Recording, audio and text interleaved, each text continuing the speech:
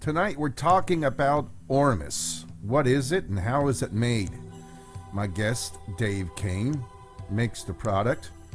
He also has quite a bit of his own research and science behind it, even possibly linking it to what the Bible refers to as manna. So that and a whole lot more coming up next right here on Dale After Dark.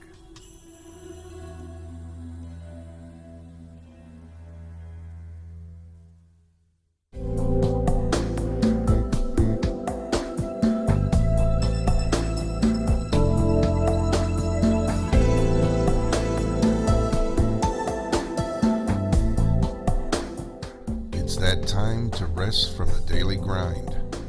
Time to slip off your shoes. Get comfortable. Sit back and relax. Discussing topics that aim to soothe the soul. Welcome to the new Dale After Dark. Here is your host, Dale Benedum. Well, my guest tonight comes all the way from Peterborough, Ontario, Canada. Great White North, and boy, have we got quite a Great White North even down here. 2/3 of our country right now here in the States is covered in snow, and boy, it doesn't look like it's going to let up till late spring. But getting on with our guest tonight, Dave Kane. Yes, he definitely a gentleman that I've known for quite a number of years.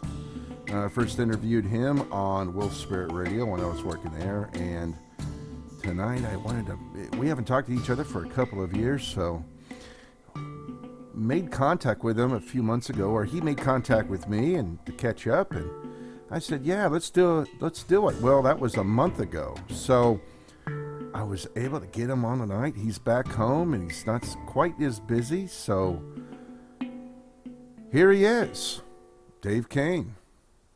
Welcome, Dave. Thank you. It's nice to be here. Oh, geez.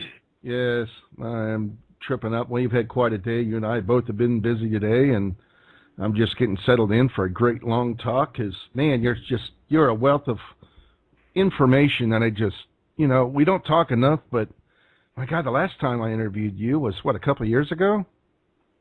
Yeah, I guess it's got to be close to that. A couple of years ago on another website, and that archive is long gone. Anyway, so let's start, I guess, briefly from the beginning, and then we could fast forward it into the now as to some of the discoveries you've made since our last talk. So I'm just going to let you go at it. What is Ormus and what is it for? Well, probably the brief description of what Ormus is that it's a collective word for a fifth state of matter of elements of the periodic table. So things that we're used to, the states of matter we're used to, are a solid and a liquid and a gas, depending on temperature. And a fourth state, which they call plasma, is when you take an element of the periodic table down to close to absolute zero, or minus 276 degrees Kelvin or Celsius.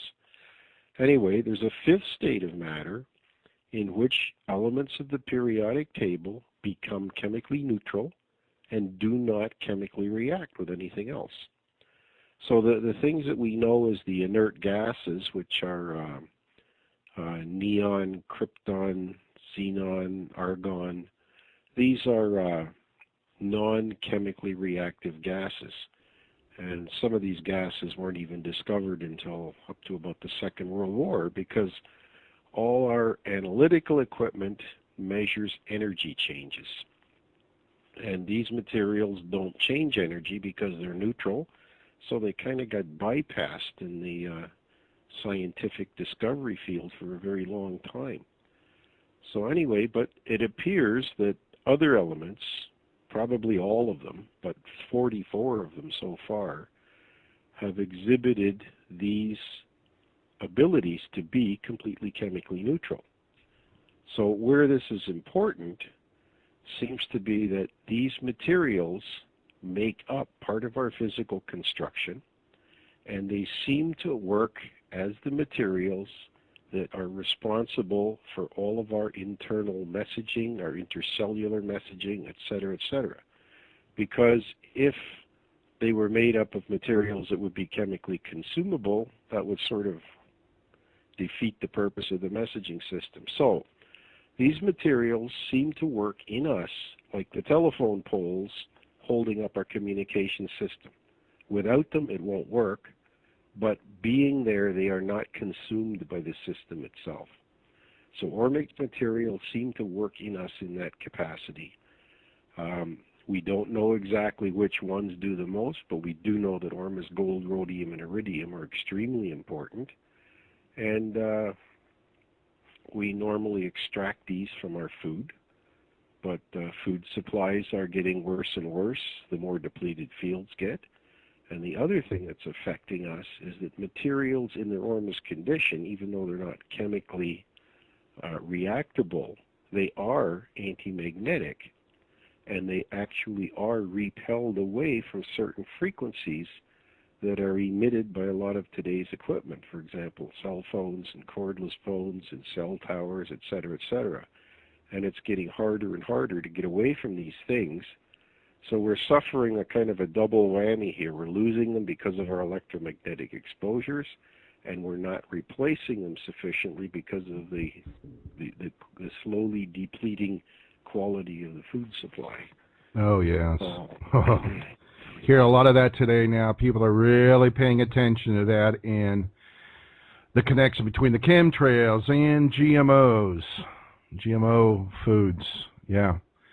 Yeah, well, you know, as we work with Ormus, you end up crossing all kinds of areas. You start to cross, you know, areas of diseases, areas of epidemiology, areas of research, and all sorts of things. And, you know, a lot of things begin to become very prevalent. I mean, probably the most prevalent in today's medical system is that they do not search or research or seem to care about the cause of any of the problems.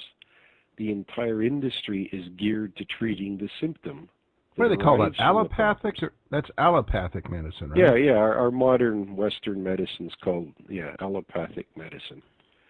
So, yeah. and it came to be, you know, 120 odd years ago, where it really shifted into the whole money paradigm was the agreement between Carnegie, J.P. Morgan, and Rockefeller, who all owned drug companies back in 1910. They hired a guy to go across the country and tally up how many, you know, major medical teaching institutions there were. It took him 2 years. He filed his report in 1912, and these three guys created a new license for medical teaching establishments through the AMA. Right. And the license specified that if you taught drugs and surgery, you would get your new license. If you did not, you wouldn't get it. So what happened was they were presented with 189 different medical teaching institutions, 101 of which did not teach drugs or surgery, and some of those institutions were over 100 years old at the time. They couldn't receive their new licensing. So in that period of 8 years, between 1912 and 1920, 101 of 189 of these teaching facilities closed their doors. So they lost over half. Now that continued when Morris Fishbein was running the AMA for 25 years, from 1924 to 1949. And by 1949, that had further reduced to where there was 69 medical teaching facilities. So, you know, this was an enormous loss that was orchestrated by, you know, our friends Rockefeller, Carnegie, and Morgan. And, everywhere you start to learn the history about, the power that these individuals had, particularly J.P. Morgan, because he just surfaces over and over and over again.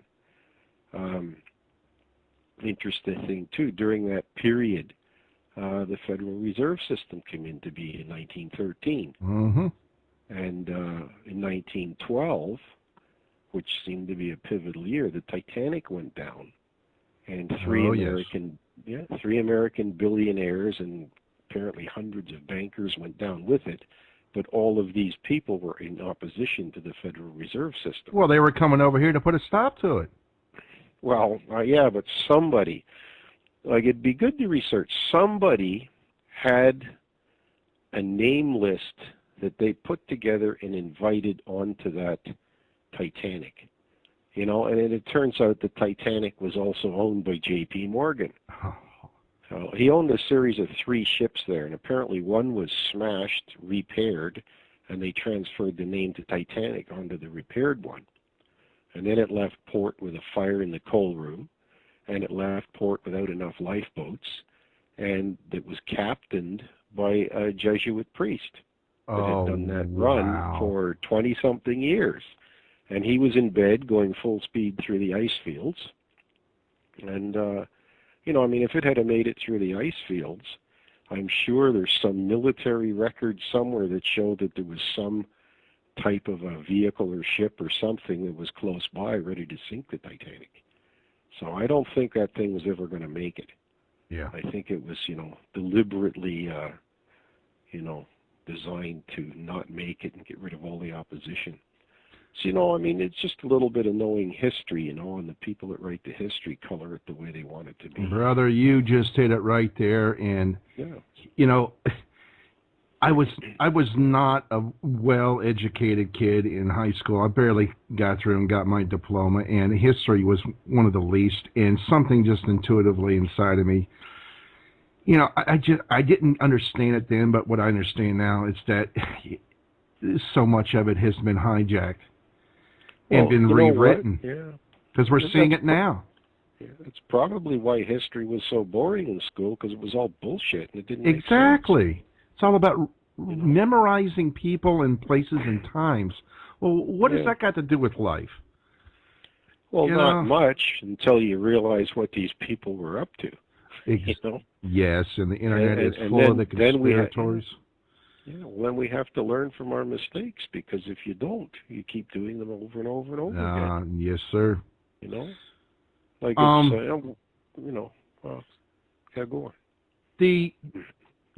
You and I were talking earlier on another conversation about, the electromagnetic fields, and one of them the other day, it hit me. My folks know that I make my own kombucha, and I've had shows and I've talked about this in the past here, in the recent past. And hold on here, I got a cough. Okay. Come to find out, you were telling me about microwaves, or even if you have them plugged in, they're still energizing those magnetrons, and lo and behold, no wonder my kombucha really hasn't been getting that fizzy, because it's been laying up on top of the microwave to brew. That's where I place it. Absolutely. So please go in and talk about that. If a microwave is plugged in, it has a 2-foot radius field around it. Now, you can buy a little device called a Gauss meter. That's Gauss. And you can buy cheap ones of these things for about $45 on the internet. Now, you can get fancy ones too, but these will at least show you where there's a field, because they'll react with a sound and the needle will go right off the scale. So just being plugged in, a microwave uses about 120 watts, which is like 2 60-watt light bulbs, and it has this field on it like 24 hours a day. And even if it's not being used, you're still paying that for it. Oh, my God. When you put something in the microwave and use it, that field will jump to about 8 feet. Now, in a lot of cases, I mean, that's not a big thing, but if you take something like a seniors building, for example, and, you know, somewhere with small apartments or people that live in small apartments, well, if you have a microwave in your kitchen, there's likely another kitchen on the opposite side of that wall. Then there's another one directly above you, which is only about 5 feet higher, and there's one below you, which is about 5 feet lower.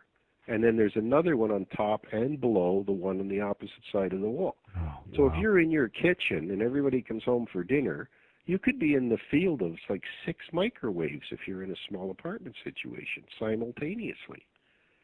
So, you know, and the microwave, that field will probably cover every piece of food in your cupboards and possibly even your fridge. Now, the fridge is a metal coating, so it's in a sense a Faraday cage. But, you know, the microwaves actually destroy food. A good example of this is if you take water that you would use on your plants, take a water sample, divide it in half, put half of it in the microwave, take it up to a boil, let it cool down, and then use those 2 waters segregated onto a couple of plants or more. And what you find is that the microwave water is unable to support life. And what's actually happened is that when you've revved up the electromagnetic field in the microwave, it has forced the ormic material that is naturally in water out. So the ormic material has to be with the water in order to support life. And that's one way that it's separated, is by the electromagnetic fields. If you take that one step farther, what we're finding is today there are over 5 million cell phone air tumors being serviced. There was a report out of Sweden about 5 years ago that doctors could identify the manufacturer of the cell phone by the shape of the tumor. So different frequencies have different shape arrays that manifest themselves in the shape of the tumor. If you go on the internet, you can find things like where somebody puts a plate over top of a speaker, puts sand on or salt, and then when they turn a speaker on at a certain frequency, it performs a certain pattern.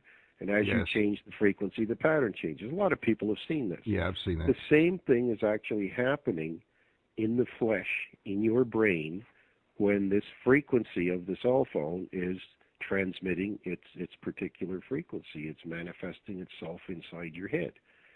Now, the curious thing is that we think the ormic materials, because of the way they work in us, I said before that they're facilitators. They allow the cleanup system to work. So if we are on a cell phone, for example, and some damages, produces a bad cell, normally the body cleans these up. We produce bad cells continuously and gets rid of them. If the cell is dead, fine. If it isn't and it's alive, but it's able to reproduce itself incorrectly and does not get cleaned out of there, you now have a tumor. It's going to be a growth that's growing abnormally. When the cell phone disables the cleanup system by pushing the ormic material either to the other side of the head or out altogether, this is what happens. And we've physically seen ormic material pushed through food-grade plastic bottles because of the proximity to, in one case, an electric water heater. The Ormus sat about a foot away from an electric water heater upper element for about 2 weeks. It's not a very strong field, but over the period of 2 weeks, it was strong enough to push the Ormus through the bottle. It was still sealed, and the bottle had been wrapped in foil, and the ormic material collected between the bottle and the foil, turned the foil black, and the whole bottle was covered in oil. So, you know, we know these things can be pushed by electromagnetic fields. We've also found that they can be drawn by the light frequency of the moon, particularly the full moon, because it seems to emit the most light. So, you know, we're learning kind of about this movement, okay? So it explains, if you've ever come across people that use magnetic jewelry or magnetic therapies, it actually works because the magnets repel the Ormus away from the source of the magnetic field. and that causes a collection at a point farther away than the source of the magnetic field. So, for example, you have a sore wrist and you put on a magnetic wristband. What happens is you'll fiddle with it and you'll position it until you get the most relief from the wrist. So the magnetic field source in the band is actually pushing Ormus down your arm, up your arm, and likely losing a little bit to space, but it is causing a concentration where it's sore, and that's how the relief is provided, by increasing the Ormus supply in the sore area. So that's how magnetic therapies work. So anybody that's using magnetic therapies, consider that magnetic source as being a pushing point, and then you position yourself in such a way as to push the ormic material into the area that's sore. So it's Dave. We got to, we were talking. We've been talking about cancers.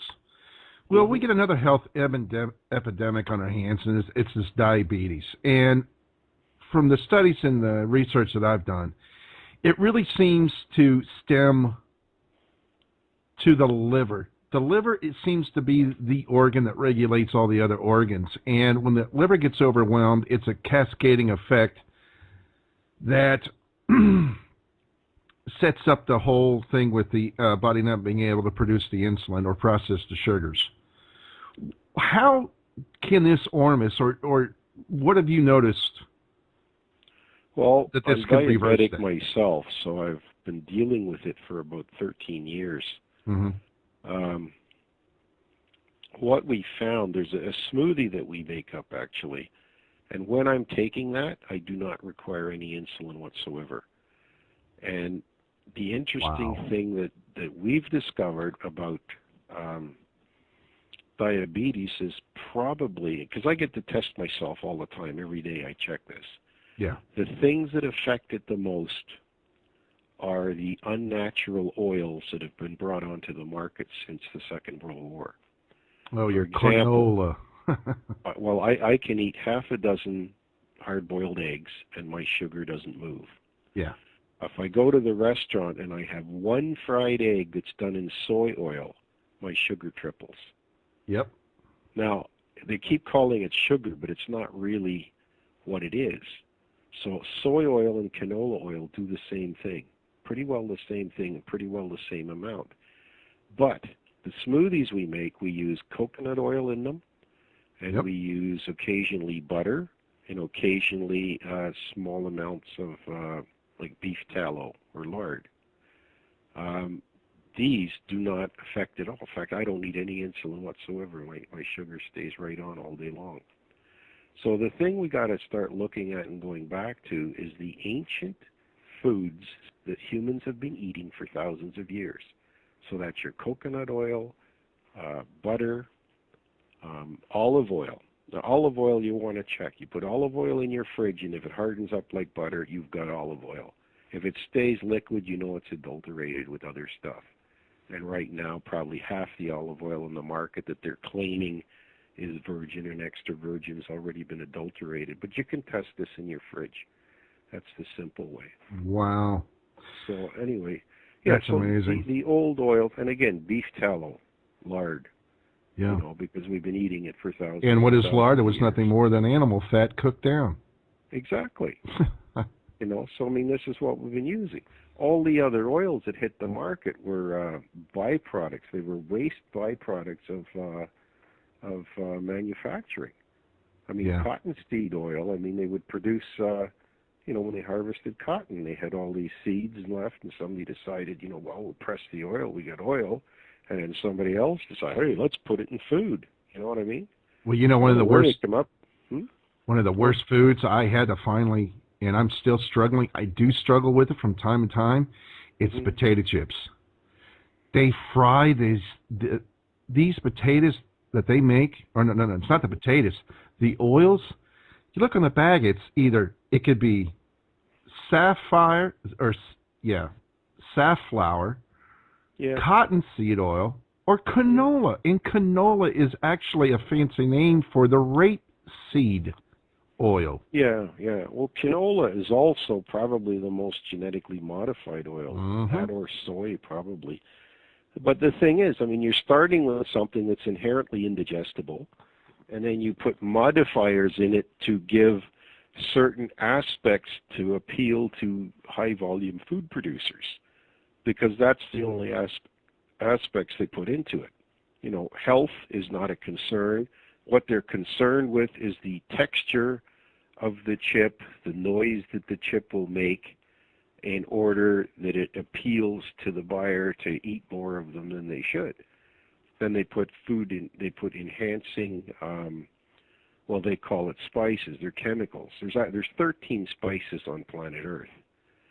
The FDA allows, I believe it's in the neighborhood of 1,800 different chemical concoctions to be listed on your package as spice.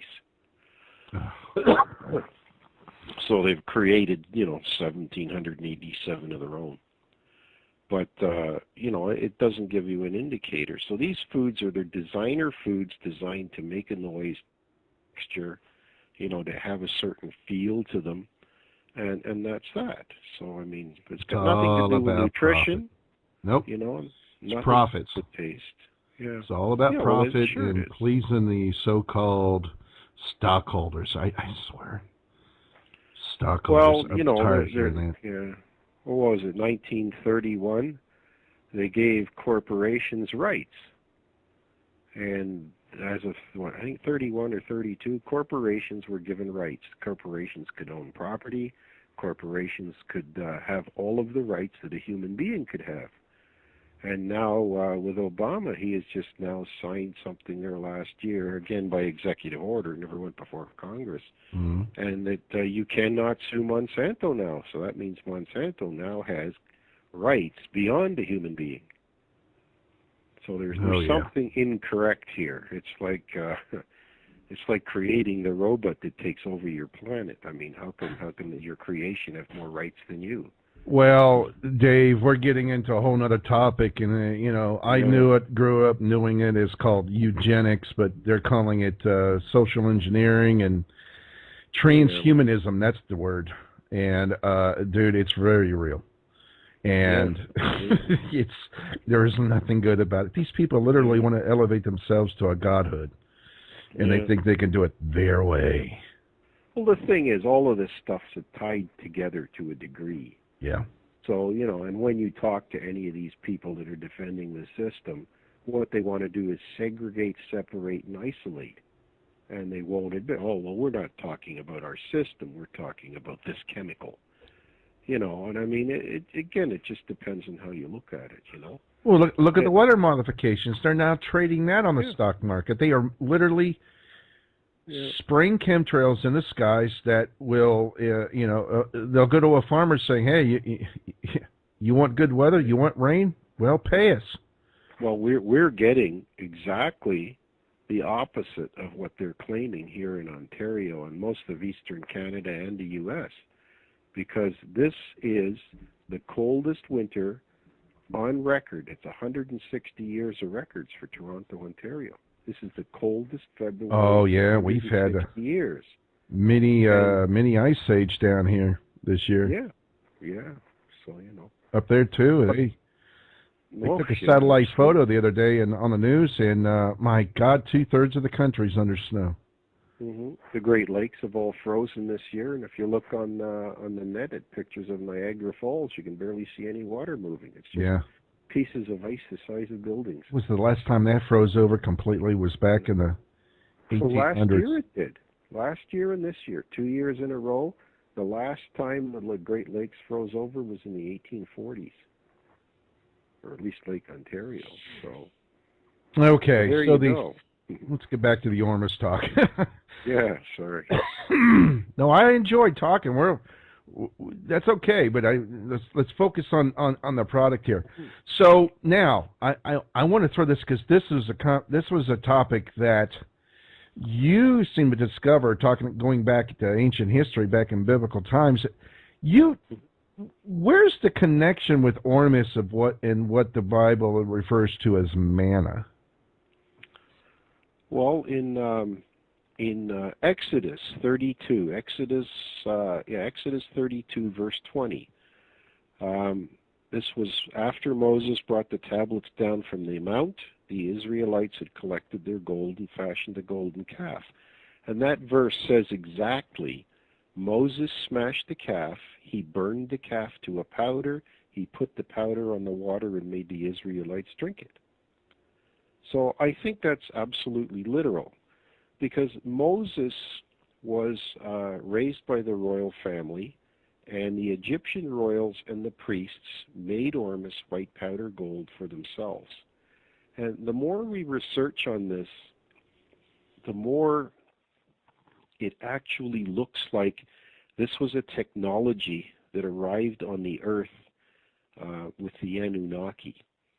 So if anybody's ever read Zachariah Sitchin stuff, Sitchin was an East European ancient linguist, and he spent most of his life translating Sumerian tablets and other ancient lingual artifacts and so on. Sumeria is generally considered to be the oldest organized civilization, and they dated around 5,000 to 7,000 BC. I think a lot of it goes back farther than that. But anyway, Sitchin would translate this stuff, and because of the sort of essentially unbelievable nature of it, he ended up writing all this stuff down in a series of so-called science fiction books, and that started with the 12th Planet in 1971. And he passed away there just a few years ago, but I believe he wrote several, if not a dozen books on this whole thing as he got more and more information. So what it looks like is that the Anunnaki, also in the Bible, these people are referred to as the Nephilim, and in other literature there was the giants. The Bible actually even had a book called the Book of Giants that was tossed out in Nicaea in 300 AD. So, I mean, there's other ancient texts that talk about this. But anyway. Yeah, the original text was, how many books was it? 88? And it's been delegated down to what, 60? I think they tossed about 50 or 52 books out. Yeah. Yeah. So, I mean, I believe it's the Gnostic Bible has all of the texts in it, I think. Well, I read the Book of Enoch online, and it makes the Book of Revelations looks like a sandbox plaything. Yeah. Yeah. Holy well, I mean, crow. Yeah, I mean, the Book of Enoch is 100 pages on its own. Yeah. Yeah, it was a long read, yeah. but very revealing or unveiling. Well, Enoch was sent to England to learn celestial mechanics after the flood. And it looks like the flood occurred about 7500 BC. So there was a lot of interesting stuff there that they've been finding out, because if you go back into all the research that the Russian guy, Worlds in Collision, his book, and Velikovsky. Anyway, he talks about a lot of different aspects of this, and his book was written in 1951. But he was a upper-level official in Russia, and he had quite a significant staff collecting information through the 1930s, and then everything got interrupted during the war and so on. But they collected a vast amount of information, and he believes that Venus may have calved off of Jupiter. And well, what's that mean? Well, it means that something happened back then in the I think it's the Van Allen belt. They believe was a planet that got destroyed. Yeah. And so anyway, so whatever happened then, Velikovsky believes somehow Venus was calved out of Jupiter. Oh, okay. And it passed the Earth, and in passing the Earth, it caused all kinds of upheavals, which they believe might be part of the explanation for all of the biblical plagues and everything from the burning bush to, to all sorts of things. So, and then the curiosity is that it's settled between the Earth and Mercury, and it's the only planet that revolves in reverse of all the other planets. Really? Yeah. So, Wow. you know, there was something unsettling back then. Nobody knows exactly what, but the evidence that's here today shows there was definitely things that were unsettling. But that book's been around now for 60-odd years, and the research and time that went into that one's just amazing. You know, well, looking at the Bible, the aspect of it through Noah, and what I understand is, what I've researched is, during the time, so you had Adam and Eve, and they gave birth to 3 sons. There was Cain and Abel. Well, obviously Cain slayed Abel, and then after that they had a third called Seth. Yeah. Well, the Cain was obviously tossed out, and he was marked, supposedly by God, but no man was to touch him, and he went on to create the Canaanites. Now, these were the industrial ones that literally ripped the lands up, you know, created the whole industrial revolution back then, and it apparently he had enough technology where it pretty much covered the entire planet and all the continents. Then you had the Seth line. The Seth line was you know, God found pleasure, was pleased with Seth, and gave Seth and his lineage the custodialship of respecting the planet and keep propagating, planting, you know, tread lightly, this kind of thing, eat organic. I don't know if if the whole organic, there's got, you know, both sides, the meat eaters and the vegetarians, I get it, that's fine, but, you know, both could take it to extremes. I balance them both out. I eat both because that's what my body wants. But again, here we are in the here and now. We've got corporations that have literally consider profit over health and are producing food-like substances and depleting the, you know, over producing and not even through natural ways, but through mechanical ways of reproducing more cattle to provide more meat, and juicing them up with all these antibiotics and taking nature out of it. And here we are. We're not getting the nutrients out of the food. Yeah, we're almost into the days of that movie Soylent Green. I don't know if you remember that one. Yes, but, I do. Yeah, the whole world was unemployed, and you were down to 2 different food sources. And then they come up with a third food source, and it turns out they were making Soylent Yellow, Soylent Blue, and then they decided to recycle all the corpses and produce Soylent Green, feed it back to the masses. And I mean, that idea, I mean, Ricky does a lot of work with animals. Yeah. And one of the things that we found very disconcerting, she worked with animals for 47 years. And a number of years ago, in Ontario, the agricultural college, the main one, and all through the U.S., it's the same thing. What they did is they issued directives to increase the amount of, what do you call it, an anesthetic, to increase the amount of anesthetic because pets and animals were waking up during operations.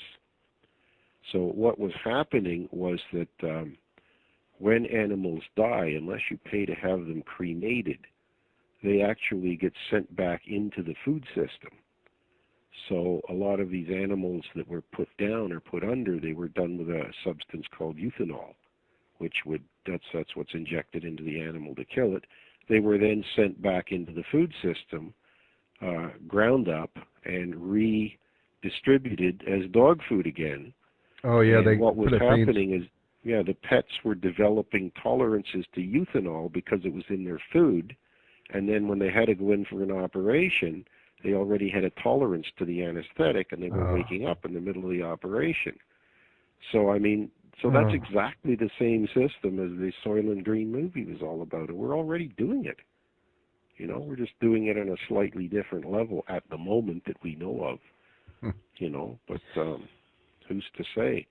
I mean, there's a product in Pepsi Cola that's an extract from human aborted fetuses. Oh, I knew you was going to go to that. I just wanted to stay clear of that, but that's going to chop a lot of asses right now. But go ahead.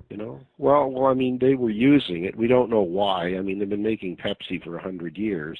Yep. But they were using this, and somebody challenged it, and it went up to, I guess, Obama's office or wherever. And they decided that, well, it's okay. It's just a chemical at this point or whatever. And so they decided to allow it. Now, I've heard that Pepsi is now removing it or has removed it or they're considering removing it simply because of its repugnance. But why in the world would you put something like that into something you've already been selling for 85 years or 100 years? I mean, it's ridiculous. Well, I have my change just for change, isn't it? I have done some research in this too, and it's very alarming. But again, it's a whole nother topic. There is a massive shift in faith-based religions that these trained humanists are also spiritualists too, and they're creating just an ungodly world. They want to create an ungodly world, and in order to get that, you're well aware there's this thing called the Illuminati and the elitists, the 12 tribes, the 12 families. They're all fighting for pole positions, but they have a commonality, and the Freemasons are embedded in with them, as well as the Church of Rome, yada, yada, yada, yada, yada. I could go on and on and on. Well, this isn't theory. This is conspiracy now. This stuff has been proven. They're putting this stuff into the food to hijack people spiritually.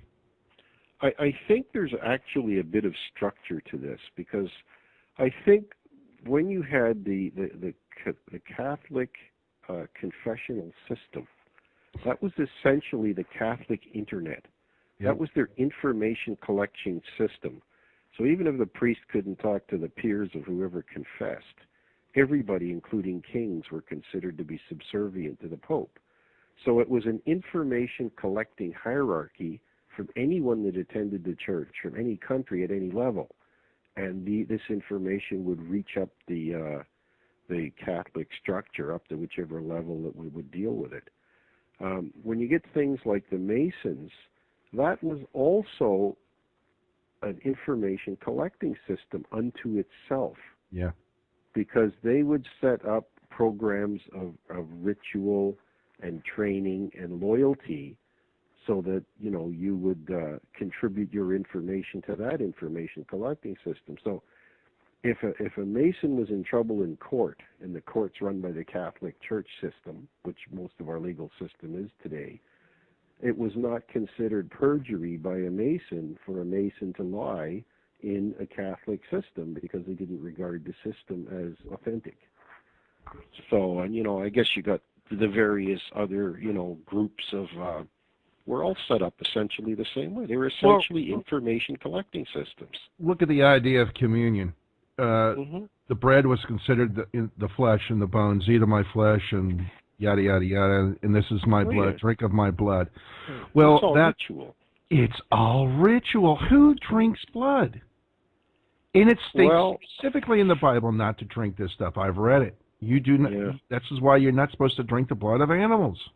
The same thing. Pigs are real close to, they're genetically close to our genetics, and this is another reason why there's certain groups of folks that won't eat pork. Why? It's a health hazard, and look how they're raising pigs today. It's pretty shameful. But in a way, if you look at it, it's a model. The way we treat commercial chickens is the way the Illuminati treats, I'll just call us commercial humans, the ones that do the work, that eventually end up supporting them. And I mean, once you see that mindset that we have towards commercial chickens, you can understand when they're raised with this system that, humans are simply there to be worked for whatever it is they require.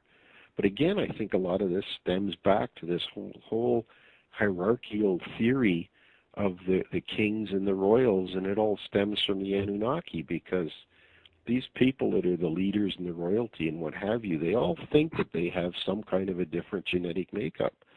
And I mean, if you look through stuff like in Egypt, I mean, Nefertiti had this huge hat, but so many of the ancient kings and crowns, and you look at all of their frescoes in their tombs and all the rest of it, they all have these giant heads. So where did they come from? Getting back to the Anunnaki, I did some study on this and Stitch, and they believe that when the Anunnaki were here, they were able to. Some of them stayed behind, and they blended their genes, and they took wives, they took humans, and they blended, and this is where the royalties, the royal bloodline came into being. And they had all the answers and technologies to keep recirculating the same bloodlines and being able to come back. Well, this is why they call the royals blue bloods. You know, I mean, all these little differential things go on, you know. But one of the curious things that Sitchin translated from the Anunnaki, or from the Sumerian tablets, was that the Anunnaki came to the earth to mine gold because their atmosphere was depleted. And that's straight up. And nobody was able to figure this out. And I think we figured out what this is. Because natural cloud in our atmosphere is white. We're told it's water vapor, but we believe that it is actually Ormus precipitating out of the moisture in the atmosphere. And it comes down with the rain. And these are the two things together, the water and the Ormus, that produce life. As I say, you separate them in the microwave and then watch the evidence. So, because if you watch water coming out of the pot on your stove, or you watch an irrigation system on a farm field or a golf course, you look through that. That's not white. That's all gray. That's all water vapor and water particles. It's all gray, and yet our clouds are white. Wow. So, you know, we think that this is the difference. Now, that would also explain why the Anunnaki came here, and why, because their atmosphere was depleted. So, now, whenever we find gold, we believe that gold actually precipitates out of spring water. And it's maybe just a combination of the electromagnetics, the magnetic field of the earth, the light, the atmosphere, the electrical charge in the atmosphere. We don't know exactly what it is that causes it to precipitate. But gold generally occurs in veins. So it makes sense that the gold would be dropping to the bottom of rivers, because there's your veins, old river bottoms. The gold would drop to the bottom of the river. Now, we've seen that gold crystals actually grow. There's a fella in New Mexico. He's a retired scientist. He had a bunch of samples of stone and rocks and what have you that have all kinds of particles of gold in it. Now, he left these out behind his garage about 1995 or something like that. And they sat there for 8 or 10 years. And then he went out. He had occasion to go back through these samples. And some of them he was very familiar with. And it looked to him like the particles of gold were larger. So when he went back and compared them with the photographs that were taken, you know, several years before, they had, in fact, grown. The gold particles had actually grown. So this explains why gold particles and nuggets in water and rivers, once they're there, they will grow by adding more gold to them. Okay? Because they're alive. Now, we also think that Ormus gold may be consciousness itself. You and I are talking because we both contain Ormus gold. Ormus gold, it can be extracted from any material. Look around your room, wherever you are and you're listening to this. Every single thing that you're walking on, you're wearing, you're standing, you're looking at, we can extract Ormus from those materials. And there's various processes to do it, and there's even a book's been written on different processes now. But the thing is, you can extract these materials from virtually anything. So it is everywhere. So Ormus gold is everywhere. It's in water, et cetera, and these particles grow. So we assume now if gold can grow and gold has consciousness, it must be alive. All right, so anything that lives on this planet in nature has a natural enemy. So we started researching and looking for a natural enemy, and we found one. And there's a bacteria called Firmicutes radiodurans, and it is a natural bacteria found in the mines in South Africa, and it digests gold. And apparently there's a few others, but this one seems to be the most prevalent one. And in the middle 90s, there was an infestation of this at the Fort Knox repository, and this stuff was eating the gold and digesting something else farther down the periodic table, or emitting something else, you know. Wow. So what they did is they irradiated the gold supply at about 3,500 times the amount of radiation that would kill us. And they blasted radiodurans to pieces. They took samples of radiodurans back to the lab. They obviously weren't allowed to take the gold. But within 24 hours, radiodurans had reassembled its DNA and it was alive again. And what we think is happening is there was, because of the proximity of the gold, the pure material, we believe there is an ormic cloud that accompanies it. It's in a state of flux, and it's depending again on the electrodynamics of the atmosphere and wherever. It's changing from the ormic state to the metallic gold state, and from the metallic gold state back to the ormic state. So we think this is what's happening. We come up with this idea, it's a theory, and then we started to research that. Now back in 1930, there was a guy called Galen Hieronymus, and he came up with an idea of putting a copper plate on the roof of his house and another copper plate in the basement, and he connected the two with a wire. And he planted seedlings on these trays on the copper plate. And these plants grew healthy and to fruition in pitch black. Wait a minute. He had a plate on the roof and one in the basement. And all that was connected was a simple wire. A wire, yeah. And he put the seedlings on these, and he grew plants complete to fruition in pitch black. Now, he did this for about 7 years or 8 years and continually got the same results. So he went and he filed a U.S. patent in 1940 for what he called alloptic energy, electrical optical. And what he thought was happening was somehow the light was hitting the plate on the roof, electrically going down the wire and changing back to a light frequency that the plants could recognize, and they grew in pitch black. Well, copper is a great conductor. Well, I know, but that defeats the whole theory of photosynthesis. Wow. And so what we know now, like I haven't had time to try this ourselves, but he did this for 7 years. But what we think actually happens is that it is Ormus copper that activates the plants. So possibly the light causes some of the copper to break down, and that is what may activate the so-called photosynthetic process. So, you know, and it's all around the plant. You don't need to plug the plant into them. It's just it's a just because element. It's there. Just because there's an ormic cloud in that room. Okay, so now that's based on what we came up with the gold and radiodurans. So I start digging into that now.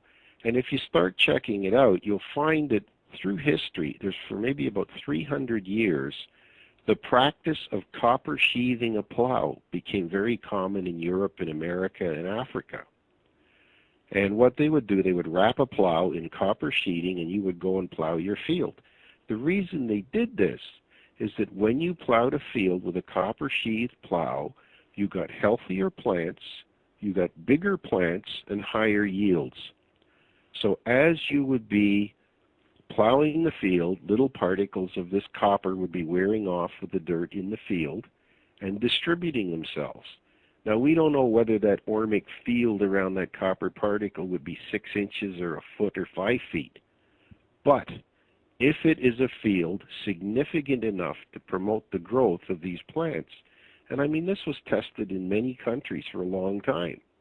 And it gave you healthier plants and higher yields. I'm talking 20 to 30%, simply by plowing a field with a copper plow.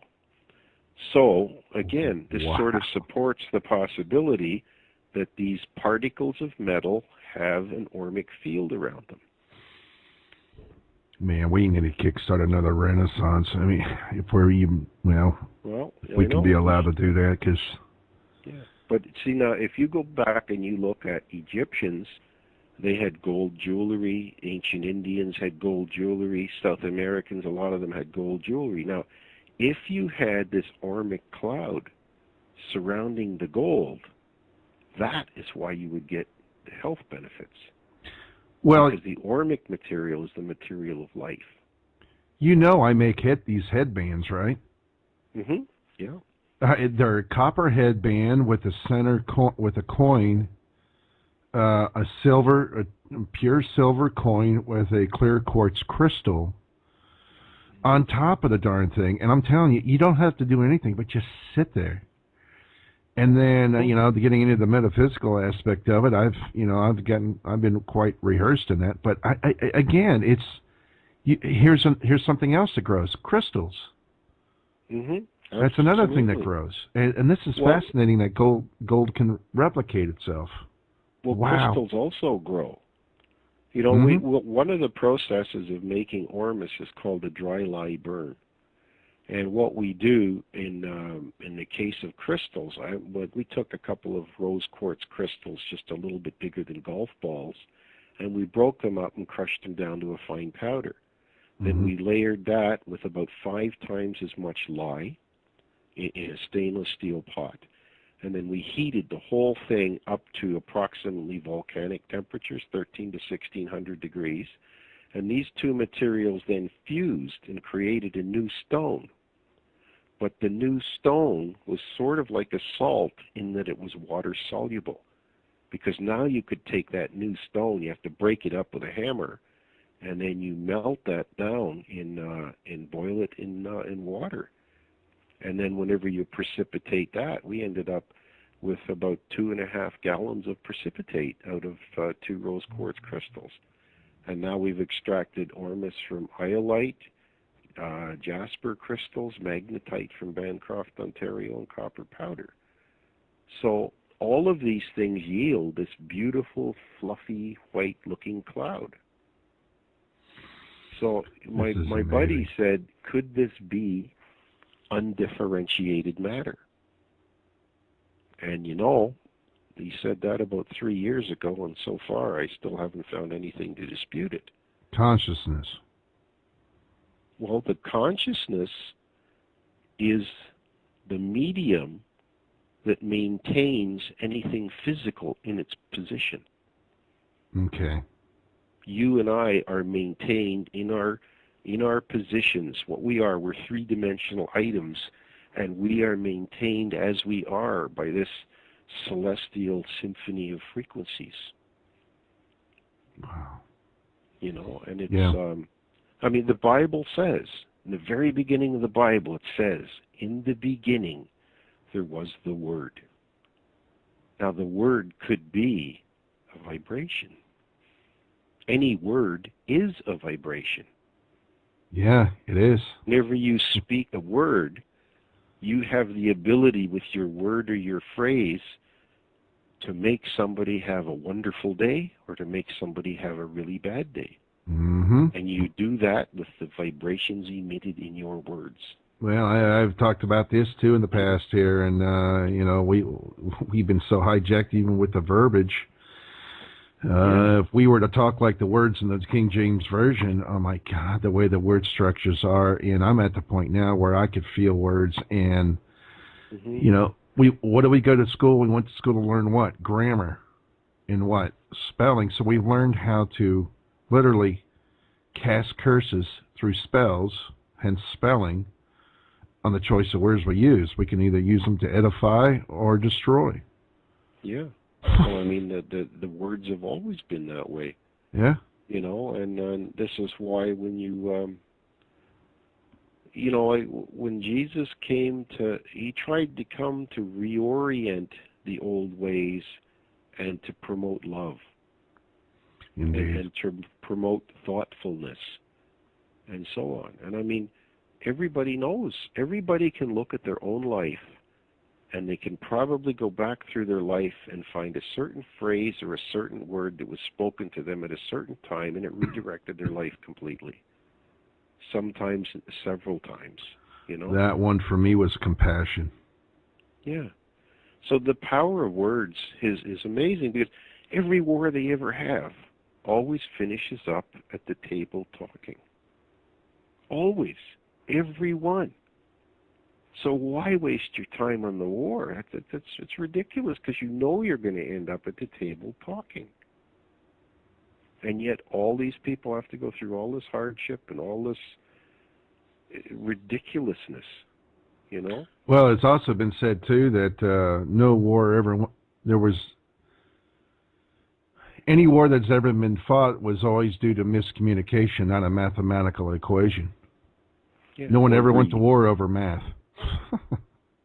Well, you know, it's always a misinterpretation or of the word. Mm-hmm. Okay, so... You know, yeah. Go ahead.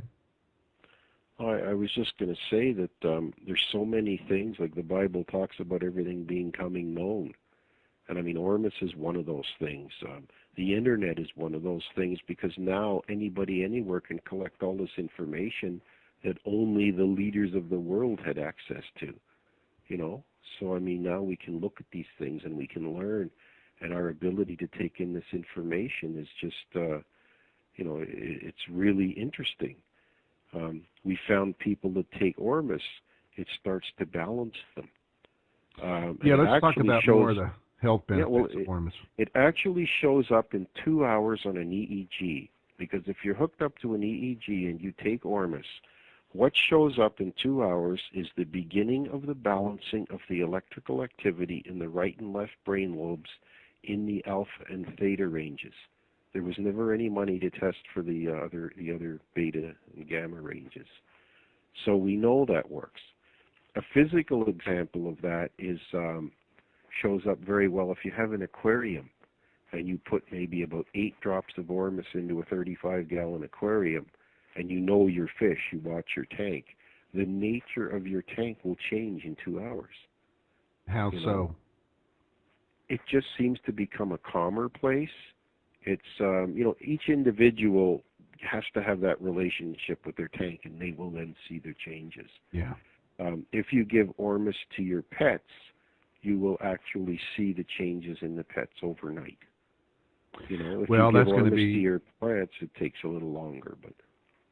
Ruby, the Catahoula dog here, that's the companion in the house here, she's about 9 years old now, and she's walking with a limp on one hind leg, so I got a feeling she's getting arthritis in that leg.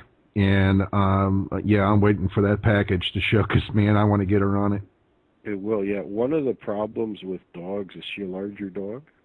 Yeah. See, dogs are supposed to produce their own vitamin C. Humans don't. We have to eat, we have to take vitamin C in. The problem is, with all of the interbreeding and fiddle farting around with dogs, they started out as wolves. And in order to get certain features, other features get discounted. And one of those features that discounted in a lot of larger dogs is the fact that they're not producing their own vitamin C. And the vitamin C shortage is the problem of hip dysplasia in most of the larger dogs. Mm-hmm. So, I mean, you can carefully add vitamin C, but orally they reject it. But if you carefully start to add, like, ester C to a dog's meals, a little bit at a time, that will actually rectify some of the hip dysplasia problems. Yeah. Because they're not producing it, and the dysplasia is a byproduct of the shortage of vitamin C. How much of that needs to be... Okay, so I'm assuming it comes in pill form. Well, it's very small amounts, and you'd actually have to talk to Ricky about that, because she has all the specifics on this. So she could explain, how to administer this to your dog. We've actually been trying to find soluble vitamin C, because a little injection would be a good thing to get a dog started, especially if they already have the problem, and then it's not going through the digestive tract, so it isn't going to be, they're not going to have that problem with it, Through the digestive tract, it takes them a while till they acclimatize to it, but then you'll start to see that. But that said, the Ormus spray, which is half Ormus ruby and half magnesium oil, if you spray that on the inside of the back legs of the dog up where there's, not too much hair, that'll all soak right in. And we've seen dogs that have had the dysplasia and they've been down all day. They're like up in 10 minutes and running around. Oh, wow. It rectifies the pain problem. Yeah. And that same spray now, we've been using that on people with headaches, and you just spray a little bit on your hand, and we either wipe it across your forehead if the headache's in the front, or below the ears and the back of the neck if the headache's in the back. And we have seen headaches disappear before the person can even bring their arm down. And we have quick. We have seen 5 and 10-year migraines disappear by the second application within 15 minutes, just by rubbing it on. So the thing is, all it's doing, these materials are supplementing the shortages that the body has. The body, as soon as it has the bricks, affects the repair almost immediately. The body always does the repair. All doctors are for is supposed to create the situation so as to make it easier for the body to do the repair. But they've long left that pathway, But this is, so that's how it works. And you can actually see this working. In fact, we did a talk at the Toronto Dowsers a couple of weeks ago, and we had about, close to 100 people there. We brought out half a dozen bottles of this, and we had people rubbing necks and backs and foreheads and legs and knees and everything, and then we start to talk on the Ormus. And usually, maybe about 10, 15 minutes in, I'll watch certain people and how's your head doing, or how's your back doing, or how's your foot doing? And invariably, they're listening to me and not paying attention, and then they start moving all the parts. It's gone. The pain's gone. It's not there. Now, you do quite a bit of traveling with your wife on this. Tell us a little bit about that. What is it? I'm assuming you're fully retired and you're doing this as a passion. Fully retarded is a good description. Yeah, well, we got into this a little over 8 years ago. Well, we've been making Ormus now for 8 years ago, so it was a little bit before that. And we got into it from an article in Nexus magazine from Australia about white powder gold. I read it, and it answered some questions, but it raised more questions. So that's when we started doing a bit more research into it. And there wasn't very much there. We found out what we could. We met a few of the people. Barry Carter did a workshop up in Toronto. We went to that, or in Cambridge, Ontario. We went to that, learned a little bit about it, and how to precipitate this stuff, and collected all our materials together. And we thought we were going to be teaching people how to do this because it was such a wonderful thing, but nobody wants to do it. We got a few people from time to time who want to make a little bit of it and play around with it. So we do workshops and, teach people how to make it if they want to learn how to make it. It's all about getting the information out there. I mean, if there was a house on every single block in North America that made this, they can't shut it down. Yeah. That's the goal. Well, you've had some great successes. People are starting to find the value again in growing their own gardens. Tell us the applications that you've discovered with the Ormus when it comes to the gardening. Well, they're rather impressive. There's a few pictures on one of our videos on one of our websites. There's a little 3-piece video that I did on that Humana Gold website. So there's pictures there that people can have a look at. Mm-hmm. Some of the things we've seen are things like romaine lettuces that grow 4 feet high, and you can't hardly find a bug bite in a leaf. See, when a plant has these materials, it will grow as healthy as it can be. And when a plant is really healthy, it does not emit ethylene gas. If a plant is stressed, it emits ethylene gas, and that's an attractant for insects to come and, either eat it or lay their eggs or whatever, because everything in nature takes the path of least resistance. So why would a butterfly lay its eggs on a healthy plant when it can lay its eggs on a compromised plant that isn't going to have any resistance for its progeny? So I mean, they're very basic, simple things, But that said, I mean, these lettuces, they grow up bigger, they look better, they taste wonderful. We've grown rhubarb. I don't know how many of your listeners know rhubarb, but rhubarb's generally a very bitter stalk. Wonderful tasting when you add sugar. But we grew rhubarb here accidentally. Ricky Ormus the tree, and some of it got into the rhubarb. And we ended up with rhubarb stalks that were about 10 to 12 times the size of the stalks that were available at the same time from our local farmers market. Oh my God, excuse me for a moment, I'm on your website under plants, and I'm looking at the effects that it's had on this walnut tree, and my God, folks, you need to see these nuts. Yeah, you need to go on there right now and look at the link down below that I'll have in the bio and click on it. It's one walnut is about the size of 3 without the ormus. There's comparative pictures there from there's 2 trees that Barry Carter grew out in eastern Oregon. They're about 100-odd feet apart. One's the mother, the other one's the daughter. The daughter was ormused once per year for 4 years, and there's a comparative picture of walnuts from the, which are smaller than the golf balls, walnuts from the daughter tree, which are much larger than golf balls, plus they yielded 6 times as many walnuts. 6 times? 6 times as many. Yeah, last year, actually, Barry had 2 branches broke off the tree with the weight of the walnuts.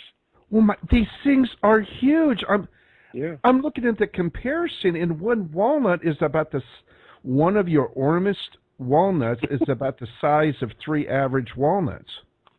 Yeah. And then you're saying on top of that it produced 6 times more? Yes, yeah. This very significant yields, There's another lady was a small commercial grower for cucumbers, and she soaked 500 seeds, and in 36 days she harvested 6,400 pounds of cucumbers, had to get the whole family helping her pick them because they were starting to grow past the 20-inch length of the box. There's another field done in Mexico, and they did 200 acres in this field in Mexico, 10, 12 years ago, and all of the corn had between 5 and 9 cobs per plant. There's a picture of a guy standing on the top of a 6-foot step ladder reaching up, so that's maybe like 12 or 13 feet high, and there was no pesticides, no herbicides, and no fertilizers used on this field.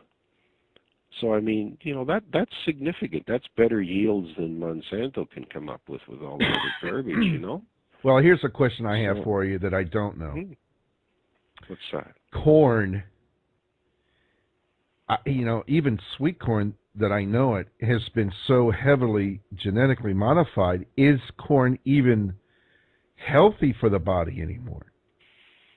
Oh, well, not most of the corn. I mean, most of the corn is produced and, they're fed to cows or they're making gasohol with it. Yeah. So I imagine with the oil price down, the gasohol uses will disappear. So. Well, what about sweet corn? So you were telling me that was this sweet corn or was this field corn you were talking about? I'm not even sure. It was probably field corn. But Mexicans, they eat a lot of corn and they do a lot of different variations with it. Yeah. I don't know the exact species that was growing in that field, but the Mexicans have a very large diversity of corn. Yeah. From very tiny stuff to very large, corn kernels. Well, genealogy shows that these were also part of the American Indians. The Yeah, and the absolutely. Indians too. Here again, they introduced the corn to the Europeans. Yeah. Well, Yeah. the basic food here in the native community, they called it the Three Sisters, and that was, I think, corn, squash, and beans.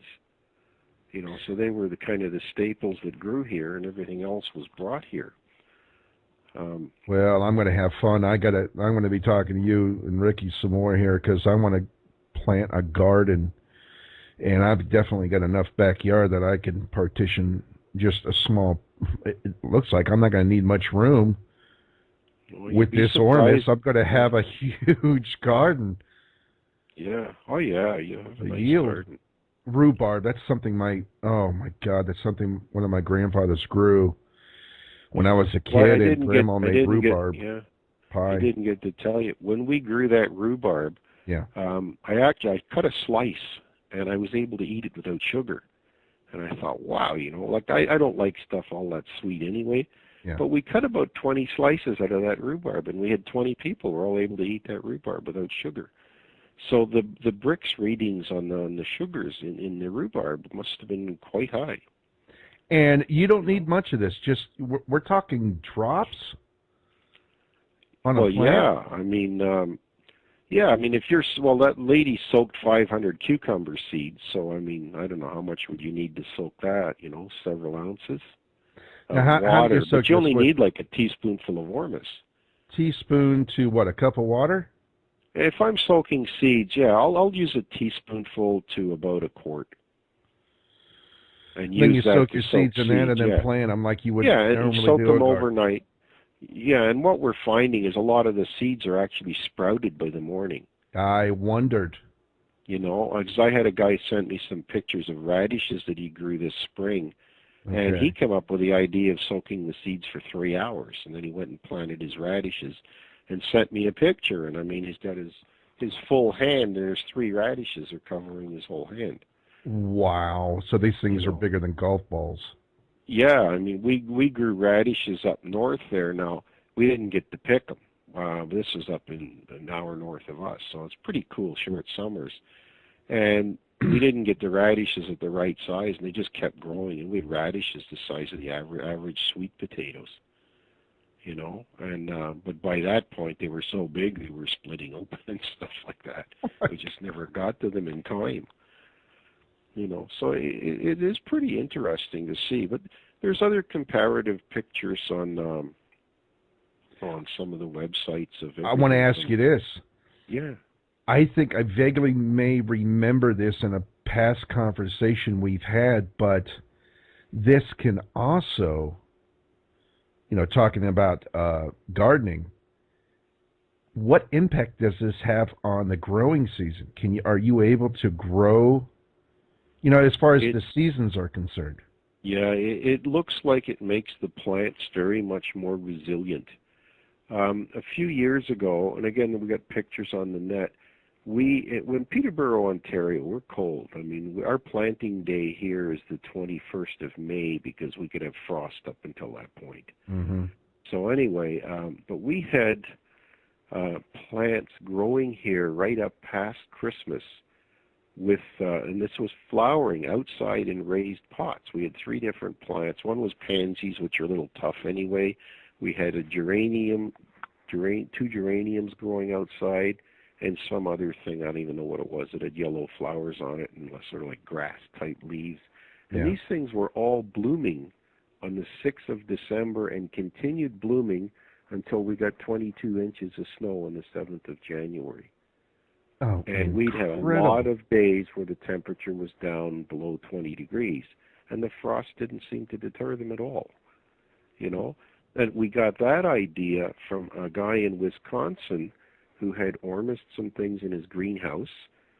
In the middle of January, he was just standing in the greenhouse looking around and thought, some of this stuff doesn't really look too bad. It didn't look like it was, completely dried out and dead. So he took 6 different plants inside the house, and within a week they were all going gangbusters. And that's after staying out until the middle of January in Wisconsin. Oh, my goodness. Now, what impact does this have with having or not having to use pesticides and herbicides? Well, I mean, nothing needs pesticides and herbicides. I mean, it's ridiculous. Yep. Okay. You know, I mean, whatever you use, you're going to ingest. I mean, they just did a study in Toronto and Hamilton, Ontario there, and they found Roundup in umbilical cord blood in newborn babies. And this was just about 9 months ago. So there's no need to use any. Okay, so let's just say, well, potatoes. There's a potato bug out there, right? If you was to put this into inject this Ormus into a potato patch, what have you seen there, or do you have any? You know what? We'd have to try it. Like, we've got comparative pictures on yields of potatoes. Yeah. Potato bugs generally attack the leaves. I don't know. I don't know. There's so many aspects of this we haven't tried. I mean, like, well, see, in our case, there's only the two of us. And I'm wanting to grow what I'm going to eat, and that's potatoes, certain lettuces, arugula, spinach. I really want to grow the stuff I want to eat. Tomatoes are not really big. However, because tomatoes have been inherently, oh, geez. Why don't you get into tomatoes and what we talked about the other day? Because tomatoes is one of those things that, yeah, they're easy to grow, but just full of pests. Well, again, if you have a healthy plant, insects are going to take the path of least resistance, and that's the place to start. You know, but wherever you have pests, there's also other stuff that'll eat those pests. You know, for example, I mean, potatoes. 70% of all the potatoes grown in the United States are red russet potatoes. There's 5,200 different kinds of potatoes. Mm-hmm. And finally, people are starting to get a little bit of heritage seed and try these out. So maybe the potato you grow isn't going to be the biggest one and hit the record books, but there are potatoes with taste, man. You wouldn't believe it. You know, we've grown potatoes here, and they're purple skins, and when you cut them open, they're dark purple all the way through.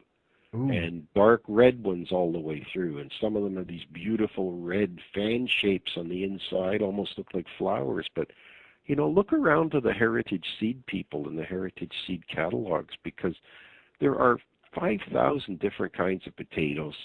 And, you know, you grow them at home. Well, who cares if you don't have the biggest one on the block? You might have the tastiest they don't one take on a the lot block. of maintenance, man. They grow in the soil, and they're hardy. They're cold weather hardy too.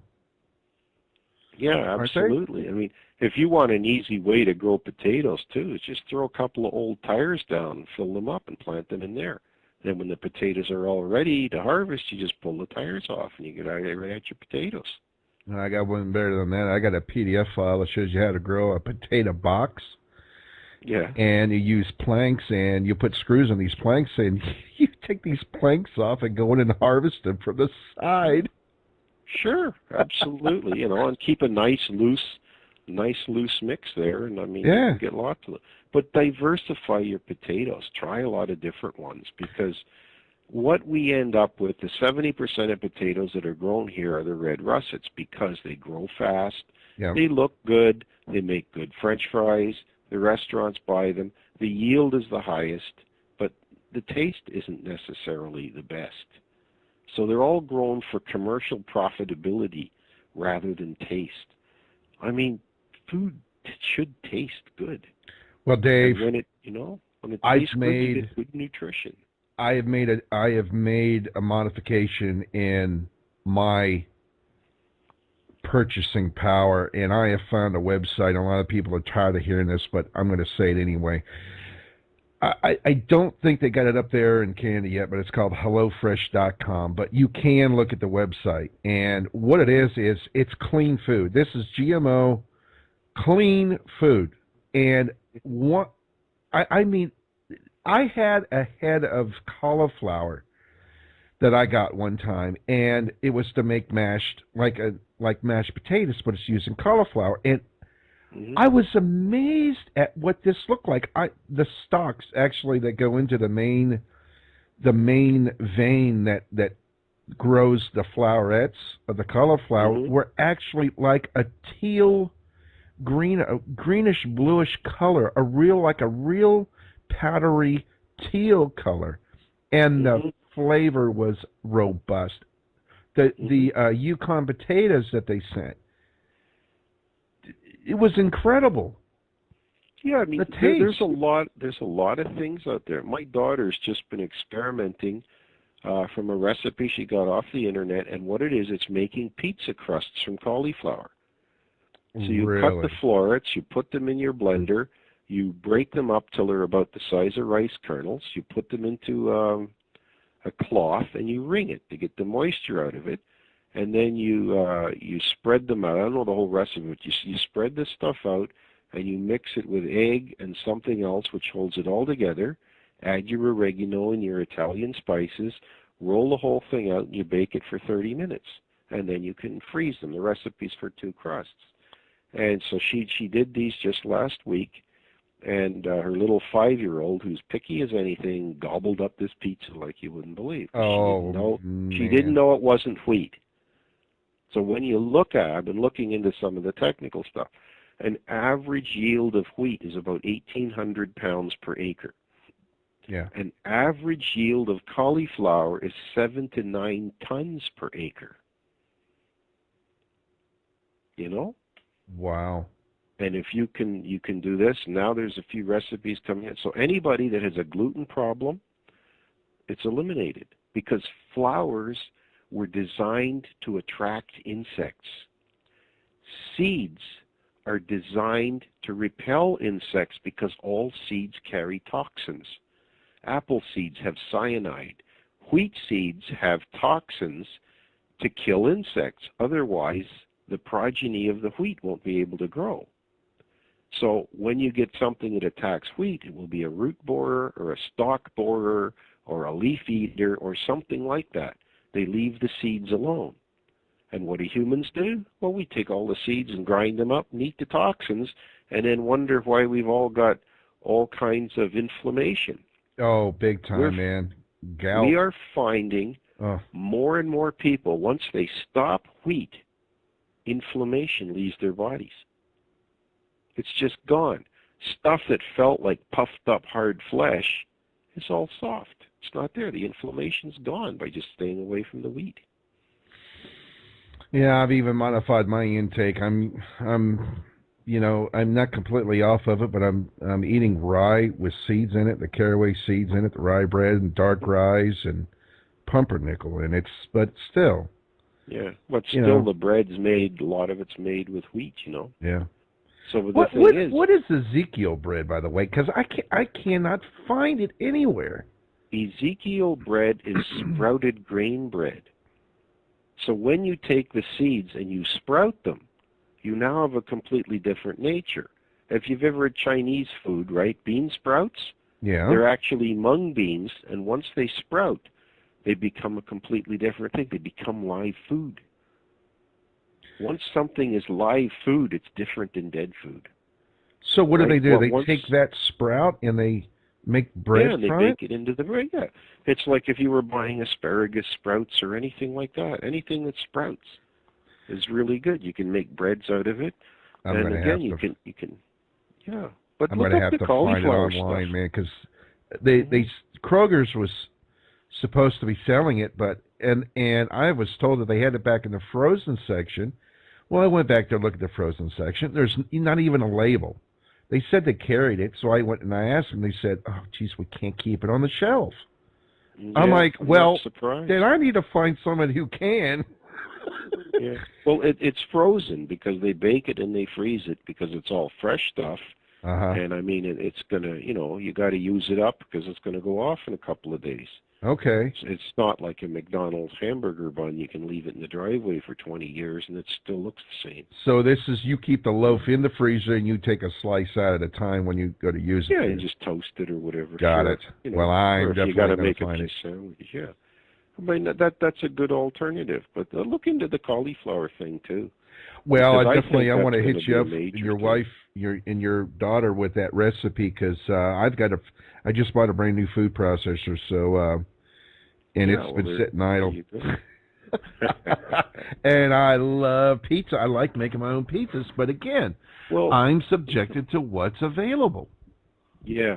And I didn't know about this recipe, but my God, I'll be making some cauliflower crusted pizza. Yeah, absolutely. And as I say, if you're getting, 14 to 18,000 pounds yield from cauliflower from 1 acre, why would you waste your time with 1,800 pounds of wheat? Precisely. Plus, there's nothing in it. There's no toxins in it. There's no inflammation-causing stuff in it. We just got to start and work. If we keep leaving this to the corporations, we're down to hardly any different diversity in food anymore. It doesn't matter whether you're in Canada, Florida, or Portland, for crying out loud, or Europe. Pizza's everywhere. Well, this guy Everybody's eating the same stuff, and they're reducing the amount of available foods, diversity. This young man from the UK, Jamie something, a celebrity chef, tackled and tried to tackle the obesity problem in this country and went precisely to the school boards. And yeah, I remember reading something about him. Well, I don't know where he's at now or what he's doing. I just read something here about a month or two ago, a quick blurb that he's sold out, but he's gone. He's not around. And Jamie Oliver, I think that was his name. I don't know. Maybe I could be mistaken, but he nailed it. It's the foods, the types of foods that we're feeding ourselves, let alone the kids. And my whole thing is, you know what? We're addressing the wrong things. It's all about the kids. It's all about the kids. It's all about the kids. I'm thinking, wait a minute. We need to start addressing the adults. We're the ones that are taking care of the kids, and what the kids see us do, they're gonna follow suit. So if we can get the parents, and myself on board with this, and teach ourselves and train ourselves, and this is what it's taking, and he has addressed this. We got some celebrities that are stepping up now, and they're starting to recognize, look, if we get the parents on board, the kids are going to follow suit. The kids are going to do what their parents are going to do, because that's what the job of the parents is. So we need to pay attention to the parents. We need to be eating what Granny made, because Granny didn't have fast food, and Granny didn't have supermarkets. No. And yet everybody got by just dandy. You'd go to the store in the morning and you'd pick up your fresh stuff. And all these little stores repeated themselves every 2 or 3 blocks. Here's something They didn't have supermarkets. And even in supermarkets, if you eat from the periphery of the supermarket around the outside, that's all the fresh stuff. Excuse me, because it had to be changed daily. And look at all the stuff in the middle can sit there for 6 months. They've also discovered that the Italians and the Greeks on the island of Crete, heart disease is non-existent. I know. Because they're cooking with one thing as traditional oils. And, I've been through the whole heart thing. I had a bypass done. And I attribute a lot of that to the oils because I just didn't know. Yeah. And when I was a kid, you bought your fish and chips. My parents were Irish. So when you ate out, you had fish and chips. But it was cooked in lard. And there was never a problem with that. And then when they started bringing in all these other artificial oils to cook all this food in, well, heart disease has gone absolutely insane. Yeah. That's one of the things down here in the South of the United States. They're all, when we talk about the South prides itself on fried foods. And if you want to see your obesity problem, it's huge in the South. But that's what they're eating. They used to eat fried chicken fried in tallow, beef tallow. Yeah. Or you could have it fried in coconut oil or whatever. People go pay extra money to get coconut shrimp or something. So fry it in coconut oil. Fry it in the stuff that we can digest. Yeah, I've got organic coconut oil here, and it's more like a paste. It looks like lard. Because when it's in its natural state, it's like a paste. But as soon as you put it in a warm skillet, it liquefies. Yeah, Costco is a good supplier of that stuff, and I think there's Costco stores are quite widespread now. Yeah. So you can buy good organic coconut oil. Or I'm getting back tallow is slowly starting to make a return now. What is that? Beef tallow, lard. Yeah, it's slowly starting to come back because I remember when I was a kid, you used lard in pies.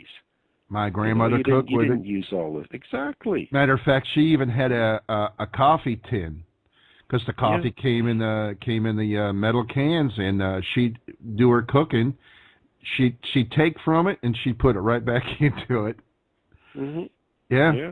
And save the bacon. When you cook bacon, you collect all of the drippings from the bacon, and you use that as a flavor for a dozen other things. I mean, oh my God, that's not hard to do. We've got it anyway, you know. The roast that she would make and cook with. Yeah. Oh, geez, man, there was this one noodle. It was a Dutch noodle, and she would cook in a pressure cooker. She'd cook the roast to a point, and then she would put it all together. Oh, no, I think maybe she did cook it all. She browned the roast up. Then she would cut it up and put it into the pressure cooker and put all the vegetables and the celery and the carrots and the onions, and then she put the Dutch noodles in with it all too, with the roast. And I don't know, cook it for about 15 minutes, and what a robust meal. Oh my God, I could still taste it today. And that's all she knew. And with eggs, you know, early in life, yes, she used lard, but then she started curbing a lot of that cooking and started using butter. But she cooked everything with butter. But butter is one of the best things that you can eat. Well, again, I'm being very, very careful. I'm trying to curb a lot of my dairy, and I'm using almond milk for my coffee creamer. I've gotten completely off a commercial coffee creamer just by eliminating the sugar. I use coconut Kane, or coconut sugar, which is harvested from the flour of the coconut. Yeah, yeah. And dehydrated, and I use that for sweetener. And it's there's lots. Yeah, there's lots of things. For people that like tomatoes, there's 5,400 different kinds of tomatoes. Oh, tell that story that you told me. I've grown 17 different kinds of tomatoes. Yeah. And you know, they're not high yields necessarily. But you get, you know, I've grown white tomatoes that are enormous, and you just cut a slice of that half an inch thick, and you just eat that stuff on a sandwich, and it's just heaven. I've grown these little yellow tomatoes that look like light bulbs, the old light bulb shape. And well, tomatoes such an incredible burst of flavor, and you get hundreds of them off a plant. You know, I'm telling you, this is one thing that I have a real difficult time, because I used to love eating tomatoes when I was a kid, but the tomatoes have changed. Oh, absolutely. These things, I had to be careful when I was picking them off the plant, because the skins were that delicate. Not so more anymore. Yeah. Well, there's a book written by Thomas Pollock called The End of Food, and he's got a chapter called Little Rubber Tennis Balls, and he had 2 tomatoes that he had on the windowsill of his house which didn't seem to ripen. So I just said to hell with it, and figured he went out to the backyard, he was going to throw it against the wall and splat like a vaudeville tomato. Right. Threw them against the wall, and they bounced back like tennis balls. Yeah. And he thought, holy shit. And he went and he did it half a dozen times, and finally one of the tomatoes cracked open. And when he looked in the crack, there was a seed in there that had already sprouted. So commercial tomatoes, there's 9 kinds grown in California that supply most of North America, and they've been altered to where they have extremely high sodium contents. They're about 8 or 10 times what they used to be, but the sodium in the tomato helps to cause a very strong pericarp or skin. So the actual skin on a tomato today, and an eating tomato from California, is about 3/8 of an inch thick. And the whole idea is that the tomatoes can be loaded in cardboard boxes and piled 12 deep, and you can put 50 tons on a tractor trailer and send it to New York. So that's the whole idea. So the criteria for tomatoes are ripening. They pick them all when they're green. They back them into a warehouse, pump ethylene gas in, and an hour later they go out, they're all red. The ethylene gas turns them red. So you're buying tomatoes that are unripe. You're buying tomatoes that are extremely high in sodium for packaging purposes. And all these criteria of packaging and handling and sorting machines, et cetera, et cetera, et cetera, all these criteria are missing too. And there's no taste to them. And taste and the quality of the food. Oh, I can remember That's not these part of the tomatoes, handling man. criteria. A tomato, when I ate them, when I was a kid, I had a grandpa's garden, they had such a robust flavor that it would give you a tang in the back of your jaws. Oh, Now, yeah. that's what it's supposed to do. Well, that's what food is. Yes. You know, what we're eating is landfill. If you buy a bag of dog food, they can put 35% cellulose fiber in that bag of dog food. Cellulose fiber is sawdust. People don't understand this. They can put cellulose fiber in food for human beings, too. And they can put in whatever percentage they want. There's no regulation on it. And then they can put in whatever they want of the 1,700 chemicals that are so-called spice. And you don't know what's in it. And this is why these companies don't want GMO labeling, because they know people aren't going to buy it. That's right. Exactly. People are becoming aware of it. All right, let me ask you some questions more. And I love gardening, and I'm definitely going to do it. Have you grown onions with Ormus and carrots? Let's just say a Spanish onion. Yellow we grew some carrots in our garden up north where we had the romaine lettuce. Yeah. And we didn't get any because we had an electric fence around. We get a lot of deer there. And right at the end of the season, my buddy took the electric fence down. And the night he took it down, the deer came in the yard, and they pulled every single carrot out. It was like a couple of hundred at least. Oh, wow. And they ate every single carrot in the yard. Buffet. So we didn't get it. Oh, it was a wonderful buffet for them. But we didn't get. But you know, you watch animals. Animals will not go in and eat in these GMO fields. Yeah. I've got a friend in Ohio, and their horse got out. They have a little lot out in the country. Their horse got out the gate. She didn't latch it right, and he walks down, and right next door is this acres and acres and acres of soybean. So the horse sees all this green soybean, goes over, grabbed one, pulled the plant like almost right out of the ground, did about 3 chews, and spit the whole thing out and left the field. So what did the horse know? You know, a lot more than us. You know, soy is something I have found that I am highly allergic to, just because I have been going through a process with 2 friends of mine, Jack and Tobias, that have really been coaching me in. Soy is not human food at all. Well, good God, man. Traditionally, it was fermented. The Chinese called it bean curd. Yeah. And so that was the fermented soybean. Well, when you ferment something, the bacteria changes the whole nature of the product, right? Yep. Oh, it's yeah. like grapes to wine, right? But what they did here was they started planting soy on alternate years with corn because soy fixes nitrogen nodules to the soil.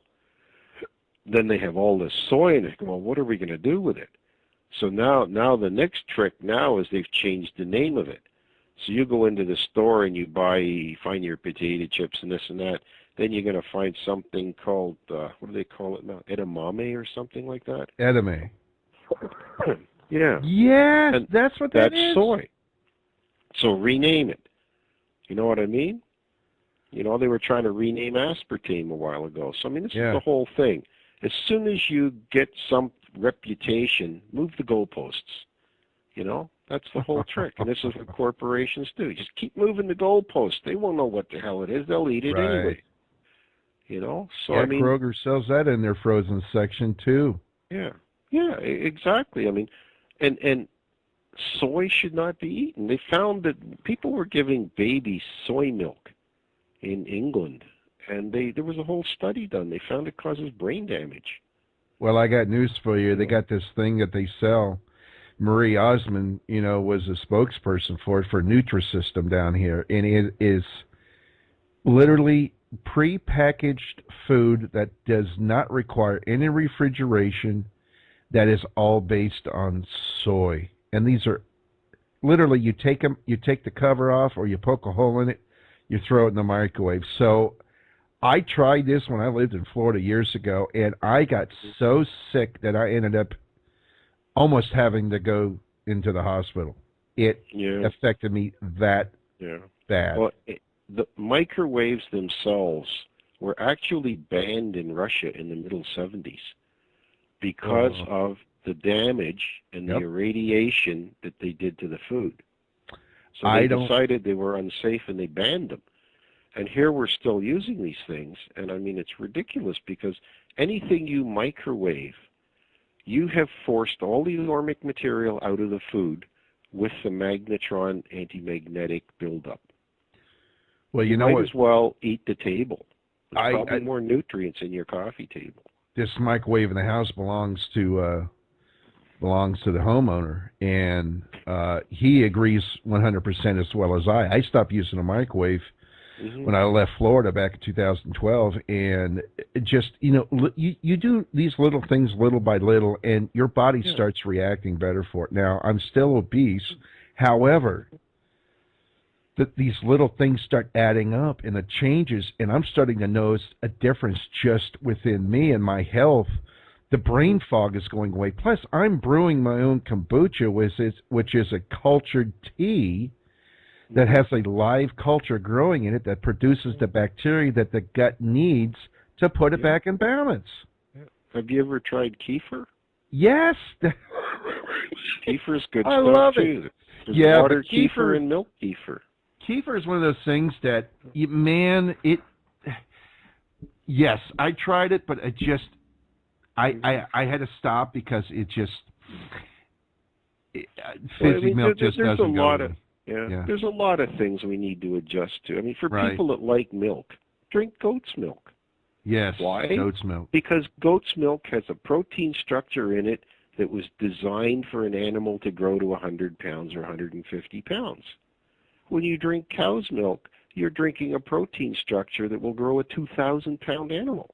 Brother, I grew up in Ohio. I know what goat's milk and goat's cheese was. It was readily available anywhere. You can't... I don't know what it is about out west here, or even in Texas. You can't find it. I mean, they're starting to put it in, but it's so expensive. But yet still, it's not plentiful. Coming, but it's a whole different. But the more people find this stuff, look this stuff up, and buy it and support the growers, it'll become more prevalent. Yeah. I mean, even if it's only you're going to pick up, a couple of quarts of milk a week, it's going to support that grower, and he knows, and he'll get another goat. I mean, that's the way it works, and it's a little bit at a time. Everything's little steps. We've had many years of taking little steps the wrong way, and the power and the control is given to these massive corporations, and they're not showing any responsibility. So, I caved last night, and I didn't cook a meal just because it was too late in the evening, and I ordered a salad from one of the local restaurants here in town, and I had about 2 bites of it and had to throw it out. It was supposed to be a romaine or a Caesar salad. Well, it wasn't. They didn't use romaine. They used iceberg lettuce. There is no taste and no value in iceberg lettuce, and the tomatoes were just. Well, maybe they went and got it from the cesarean section. I don't even know why they grow iceberg lettuce. I don't know. I don't like it. There's spinach. It's all water. What? I always have spinach for my salads. I like that better. You like arugula? Yeah, I like a bit of it, but I like spinach in my salads. I like romaine. A bit of fruit. You can get I get the romaine hearts, which I usually got. I could get them on a Monday, and they're pretty fresh because they've traveled wherever they're traveled from. They've usually picked them on a Thursday or Friday, and they usually hit the stores on Monday, and you can get good romaine hearts that way. And then I mix that with spinach. And now, I didn't even know about arugula, but arugula has been showing up in my meals that I get from HelloFresh.com for salads, and holy mackerel, does that even taste good. And the trick I learned about leaf for salads, the darker the leaf, the more nutrients you're getting out of it. And also you're getting more magnesium with darker leaves too. And spinach the average American gets 6 to 15 times more calcium than magnesium, and they should be equal. Because if magnesium and calcium balance each other, you don't have things like osteoporosis or arthritis or any of that, because the magnesium is the solvent for the calcium. So it will dissolve the excess calcium that lodges itself in arthritic deposits and in arteries, and you can excrete it. So magnesium, especially when people are living away from the sea, is so important. And they go and they buy magnesium tablets which don't absorb well. You need to apply magnesium oil to the skin, because magnesium chloride is the primary salt in seawater. And if you are in the sea, in 20 minutes you will absorb enough magnesium chloride to balance everything. We've actually seen osteoporosis reversed by having a lady using the Ormus magnesium spray and taking the Ormus that we make from seawater. And we have 11 years of bone scans, and 10 of them was increasing scoring on her bone density problem. It was getting worse and worse, and in 5 months we sent it back 8 years. And the second time she tested, it was gone. She was below the diagnosis level. And the doctors, you know what they said? They said, "Wow, that's great. Whatever you're doing, keep on doing it." They weren't interested. They didn't want to know. They didn't want to solve the problem. Next case, bring them in. You know, that's the problem. The integrity of this allopathic medical system is ridiculous. You know. What do you recommend with this with the bottle? Just an average. Let's talk about your products now a bit here. Sure. As a matter of fact, I'm gonna switch over here to your. Let's see, which one is it under the shop? Yeah, products. Here we go. We're gonna get on this tab here. Okay, so you've got you got Ormus M3. Yeah, we've got 6 different varieties of Ormus. The first one we made is Ormus Gold, which is an extract from Dead Sea salt. The second one we made, we were trying to find something that would work better with cancer. And what we found was that the Ormus M3, which is 1/3 of the gold, 1/3 of the extract of Redmond salt from Utah, and 1/3 of an extract of Celtic salt, this worked really good. Because I've actually seen skin tumors come off as fast as 36 hours, but we usually just say, 2 to 10 days. Now, is this ingested or is this a topical solution? You can dab it right on them, but these are ingestibles, and it's good when they get into your system. And how much do you use per, and how usually often? just a teaspoonful per day. So these are 8-ounce bottles. A teaspoon, you've got about, there's enough in there to last you 7 weeks if you take it every day. Okay, and the bottles are $45. And this is just doing wonders on all the organs and probably oxygenating all kinds of things. Yeah, I mean, and people start to see things like physically pretty quick, because most people, about 3/4 of people, will have a change in their dream pattern the first day they take it. I mean, personally, in my case, I always dreamt in color. And the first night I took Ormus, that shifted to like super high definition, 3-dimensional textured color. It was just incredible, and that's part of what shows up in the EEG in a couple hours. By about a week, the texture of your hair changes. A couple of weeks in, the texture of your fingernails change. Anywhere from 2 to 4 or 5 weeks, things like skin tags disappear. By 10 weeks, I got out of the shower one day and the mirror wasn't fogged up because the door was open. And I looked, and I had lost probably 80% of all the moles I'd had since I was a teenager. Wow. I didn't lose everything. I still have a few, but certainly nothing like I had. It just disappeared. So I think it just helps to return our environment closer to what it should be. And when it's closer to what it should be, it's just not a nice place for these things to live, and they just disappear. Yeah, skin tags. I got those things. What are they? How do they I don't know exactly. They're just little growths of skin, little abnormal growths of skin and stuff like that, Oh, they're if you go to the doc, all they got to do unsightly. is burn them off here or something, Or cut them out. Yeah. Oh, jeez. Yeah, well, that doesn't solve what caused them. Well, and That they only grow solve- back. Exactly. They grow right back in there. So so this Ormus just, how long does it take? You usually see them disappear in a few weeks, Oh, that's But amazing. I mean, there's just a lot of little things like that. Other things that happen within a few days, your mental focus becomes much more clear. Your decision-making abilities become much more clear.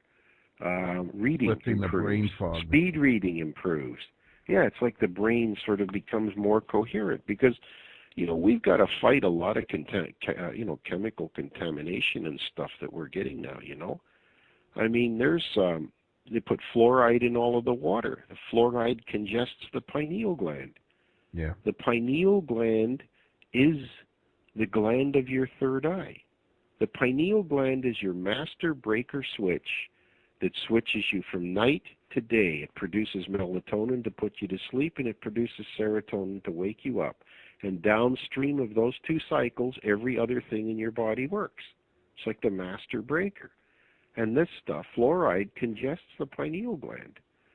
There was, in 97, 8, and 9, a gal in England named Jennifer Luke at Surrey University did a study on the pineal glands, and she had access to 11 cadavers. They extracted the pineal glands and analyzed them. And what they found was the pineal glands averaged 9,000 parts per million of calcium in the pineal gland. And one of them actually had 22,000 parts per million. So the pineal gland is actually constructed like an eye. It has rods and cones in it. When you close your eyes and have a picture in your head, it's in your pineal gland. And when you sleep, the pineal gland is full of water, pristine water, and it produces a crystal, a dimethyltryptamine crystal, which works like a radio crystal. And that's what allows you to transport beyond your body or space and time or dimension, is this production of this crystal. So I mean, wow. The pineal gland is pretty darned important. The Indians put the little dot on the forehead, which recognizes that the pineal gland is there. The pineal gland is virtually in the middle of the brain. Yeah. There's a video there David Wilcox did a while ago called Enigma, and he does a 20-minute section in there talking about the pineal gland, which is represented as a pine cone, because that's sort of what it looks like. Yep. This pine cone is on all of the decorations at the Vatican. Yep. It is on the staff of the Pope. You know what I mean? They've known about this. Yes, I do. Well, these things are all representative, and people know about these, and they know about the importance of the pine cone. Look at the hairdo on the Buddha. It's all done. It looks like a pine cone. Look at the hairdo on the Indian gods. They all look like the pine cone. It's as if they're saying, it's important. We're the controllers. We are the inheritors of all knowledge, and you don't. Yeah, it's important. And what do they do here? They put fluoride in the water to screw it up. Fluoride came from a contract issued by Adolf Hitler and filled by A.G. Farben because they wanted a chemical that they could introduce to the population to make them more controllable. Today, in Europe, fluoride is used in the waters in prisons in Germany and Russia to keep the population subdued. Over here, it's in your coffee. It's in your water. It's in your Nestle water and your Dasani water and your Aquafina water. Why?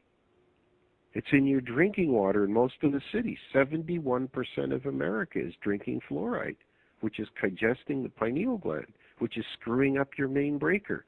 Why? There is no reason for this other than to control the population by the elite. You're dumbing down the population chemically. This is what it's all about. Yeah, it's sad, but, I'm not going to get too religious on this, but I am not religious, but, taking the Bible as a historical artifact, okay, let's just, Mm-hmm. okay, there's a lot of prophecy in there, and history has gone back and seen just how humanity has failed several times over, and the karmic, you want to call it karma, you want to call it God's judgment, you want to call it yin and yang. There has been cities that have been destroyed with just the attitudes of the humans populating Sodom and Gomorrah. There here again was a city that was just raging with just open sex, crime-ridden. Well, all right. I've got lots of conjectures with it. As far as I'm concerned, all religions are man-made. All religions operate as businesses. Yes. All religions operate as an intermediary between you and God. They consider themselves the real estate agent between you and God. And this is absolutely unnecessary, because every human being, regardless of intelligence, ethnicity, or any other educational input or location, has a pathway to God. Yes. So these people are all interlopers. And that's just what they are. Yes. Oh, so I just discount the entire lot of them. Now, that's not to say there isn't some good information in these religious texts. There is. But why did they throw out half the Bible? We don't know. They just did it. A hidden knowledge that wasn't.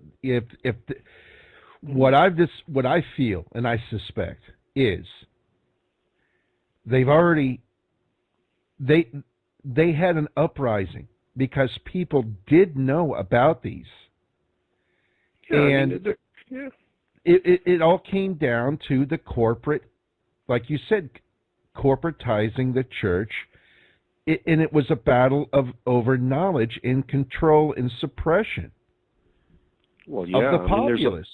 There's a lot of evidence of that today when you start to investigate all of the modern money situation and the birth certificates and who owns them and who owns them and who owns the people. I mean, it's a structure that slowly put into place over hundreds and hundreds of years. Well, on the back of my military ID card, and if you look at on the back of your Social Security card, there are numbers written in red, and that is the symbology of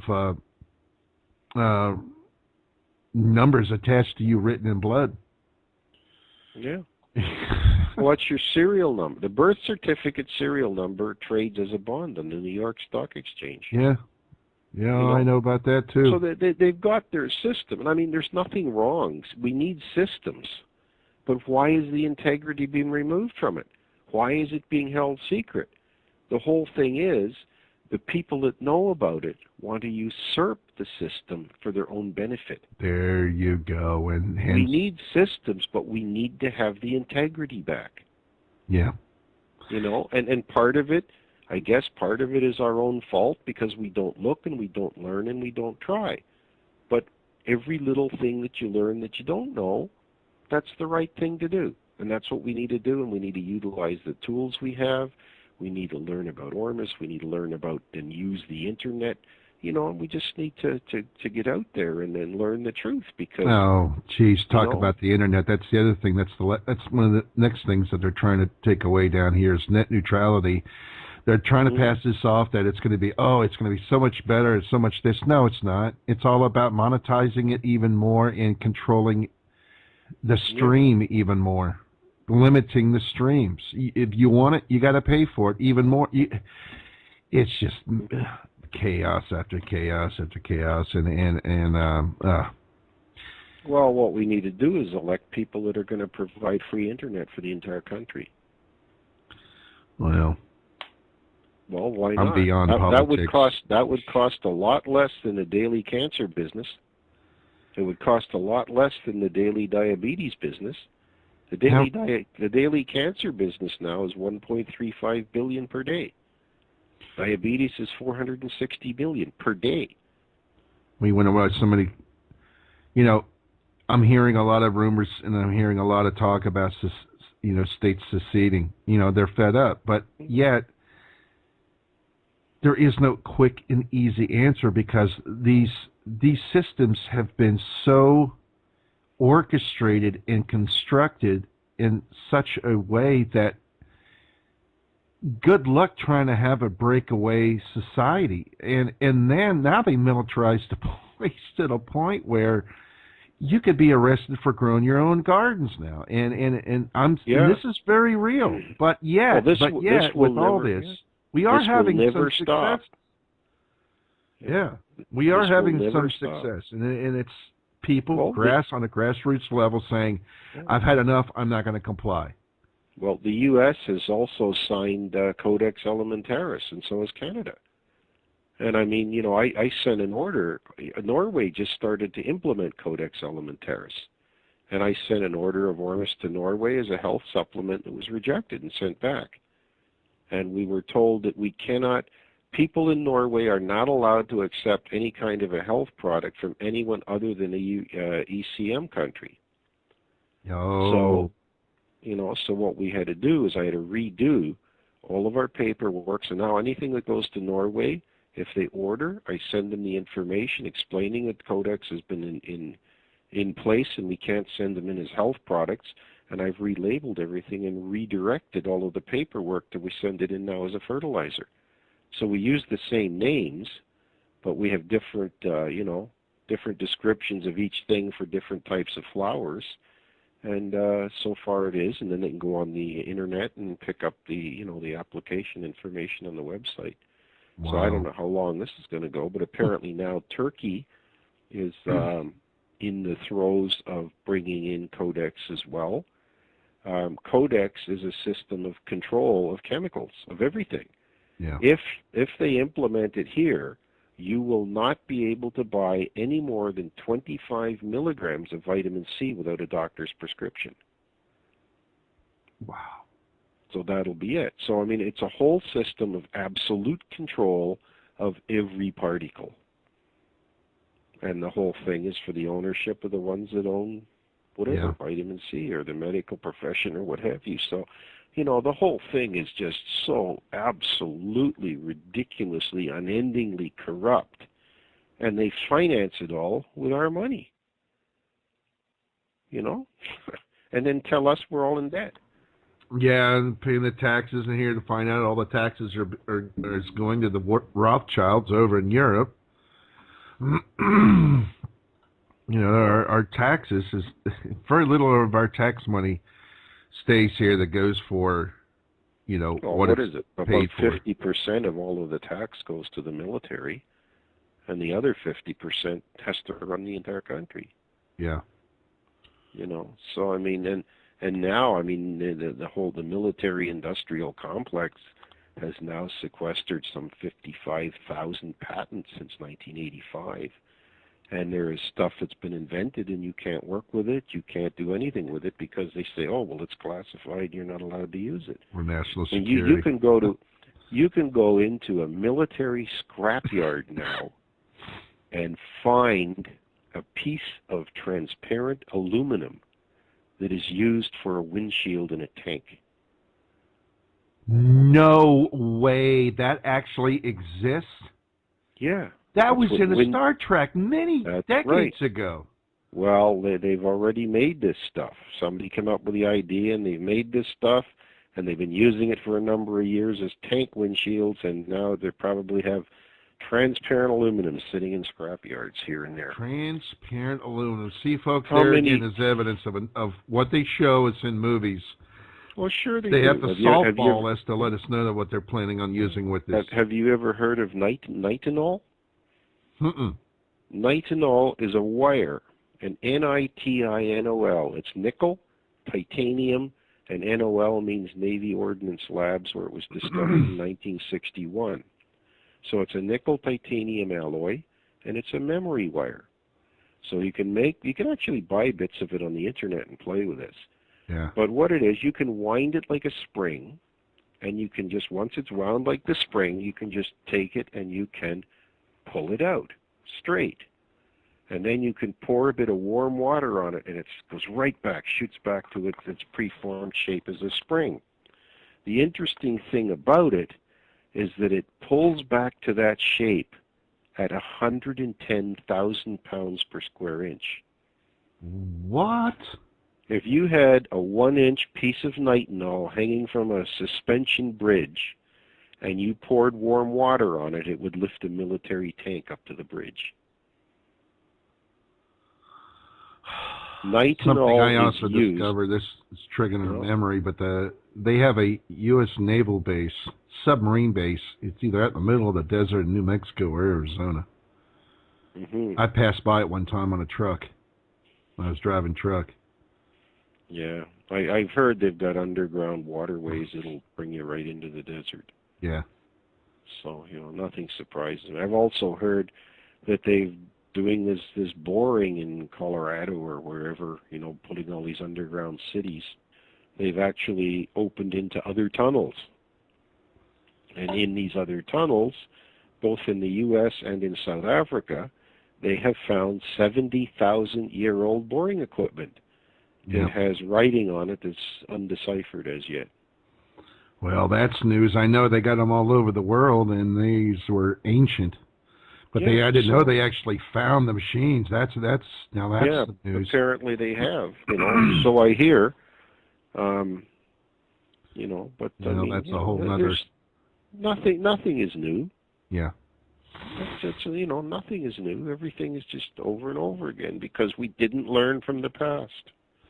Yeah. We're going to do the same thing again. Well, Dave, I think this would be a good point to end this show.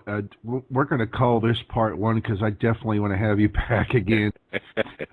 We've been going here. I guess we jumped around a little bit on this one, but it's okay. I mean, everything's related to everything else, and Yeah, it is, and it's just talking with you is it's like opening an encyclopedia and just hearing it because you've got so much stuff and the things that I've learned. It's just good to sit and have a nice talk in the lounge, like a lounge, and that's kind of how I structure my shows. That's just kind of laid back. There's no conspiracy, alternative motives. I don't even script.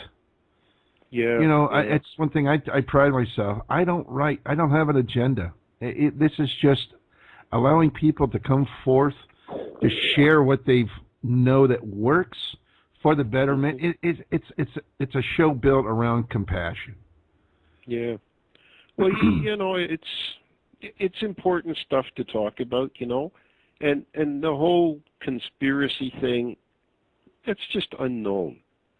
The way we look at everything, we need education, and the whole purpose of this education is for the most benevolent outcome for everyone. Absolutely. And we need systems, but we need them to have integrity. Because the status quo has got to go. That was one thing a president was quoted as saying. As a matter of fact, it was Bush Jr. Mm-hmm. Keep the status quo. No, The status quo has got to go because look at what's happened. Yeah. See, it's a funny thing because the whole legal system on this planet tries to create a time and a place and an event. And they try to structure everything in these little boxes. Meanwhile, we're floating on a planet in a solar system, in a universe that has an order to it, but it also has a chaos to it. And it doesn't have any squares in it. Oh, wow. And so the whole system we have is doomed to failure in the long run because you're trying to make a grid pattern on a sphere. It just isn't going to work. Oh, geez, don't let me get started on these flat Earth. All these flat earthers. This is something that has sprung up here in the last 6 months, and these people are just so headbound. And I'm like, people, how many of you have taken airplane rides in the past? Come on. NASA has got a plethora of I mean, good God, just log on to the NASA website and you could see a live streaming video panning down on Earth from the International Space Station. And they're trying to tell you, oh, well, they're using bubble lenses. No, they're not. Oh, my God, folks, please. The Earth is round. It always has been round. Oh, what? We're the experiment, therefore, what? We're living life in a very huge petri dish? Mm-hmm. I've been through these videos, and they are struggling to create a whole nother belief around science that is just, in my opinion, isn't there. I mean, they are coming up with some creative science that is just... Have you ever seen on Richard Hoagland's website, Enterprise, have you ever seen a comparison between, I think it's one of the moons of Mars and the Death Star? No. From Star Wars? It's amazing. Really? Oh, my goodness. That's absolutely one of the wildest things I've ever seen in my life. Makes you wonder, what did George Lucas really know? Well, yeah. What does he really know? Absolutely. But, yeah, have a look at that if you get a chance. The comparison between it's Richard Hoagland Enterprise, I think, is his website. And just look for the pictures comparing the Death Star and that moon. And again, folks, you could find Dave and his work on humanagold.com, and he also has a YouTube channel called Ormus Humana Gold. So check him out, subscribe to his channel, and please, by all means, follow through here on my channel, Dale After Dark, on YouTube. Busy, man, yeah. Oh, yeah, man. So thank you so much, Dave, for coming on. I appreciate it. My this. pleasure. It was nice to talk to you again. Well, folks, that's Dave Kane for you. And again, I want to thank everybody. And we're going to end it right here. So tune in, plug in, subscribe, and catch you next show, folks. Have a good night, everybody. If you have an interesting story or cutting-edge information and would like to be a guest on Dale After Dark, contact Dale at spiritofmountshasta.com. To hear all the latest shows and updates, make sure to subscribe to the YouTube channel. Dale After Dark. Embrace the night.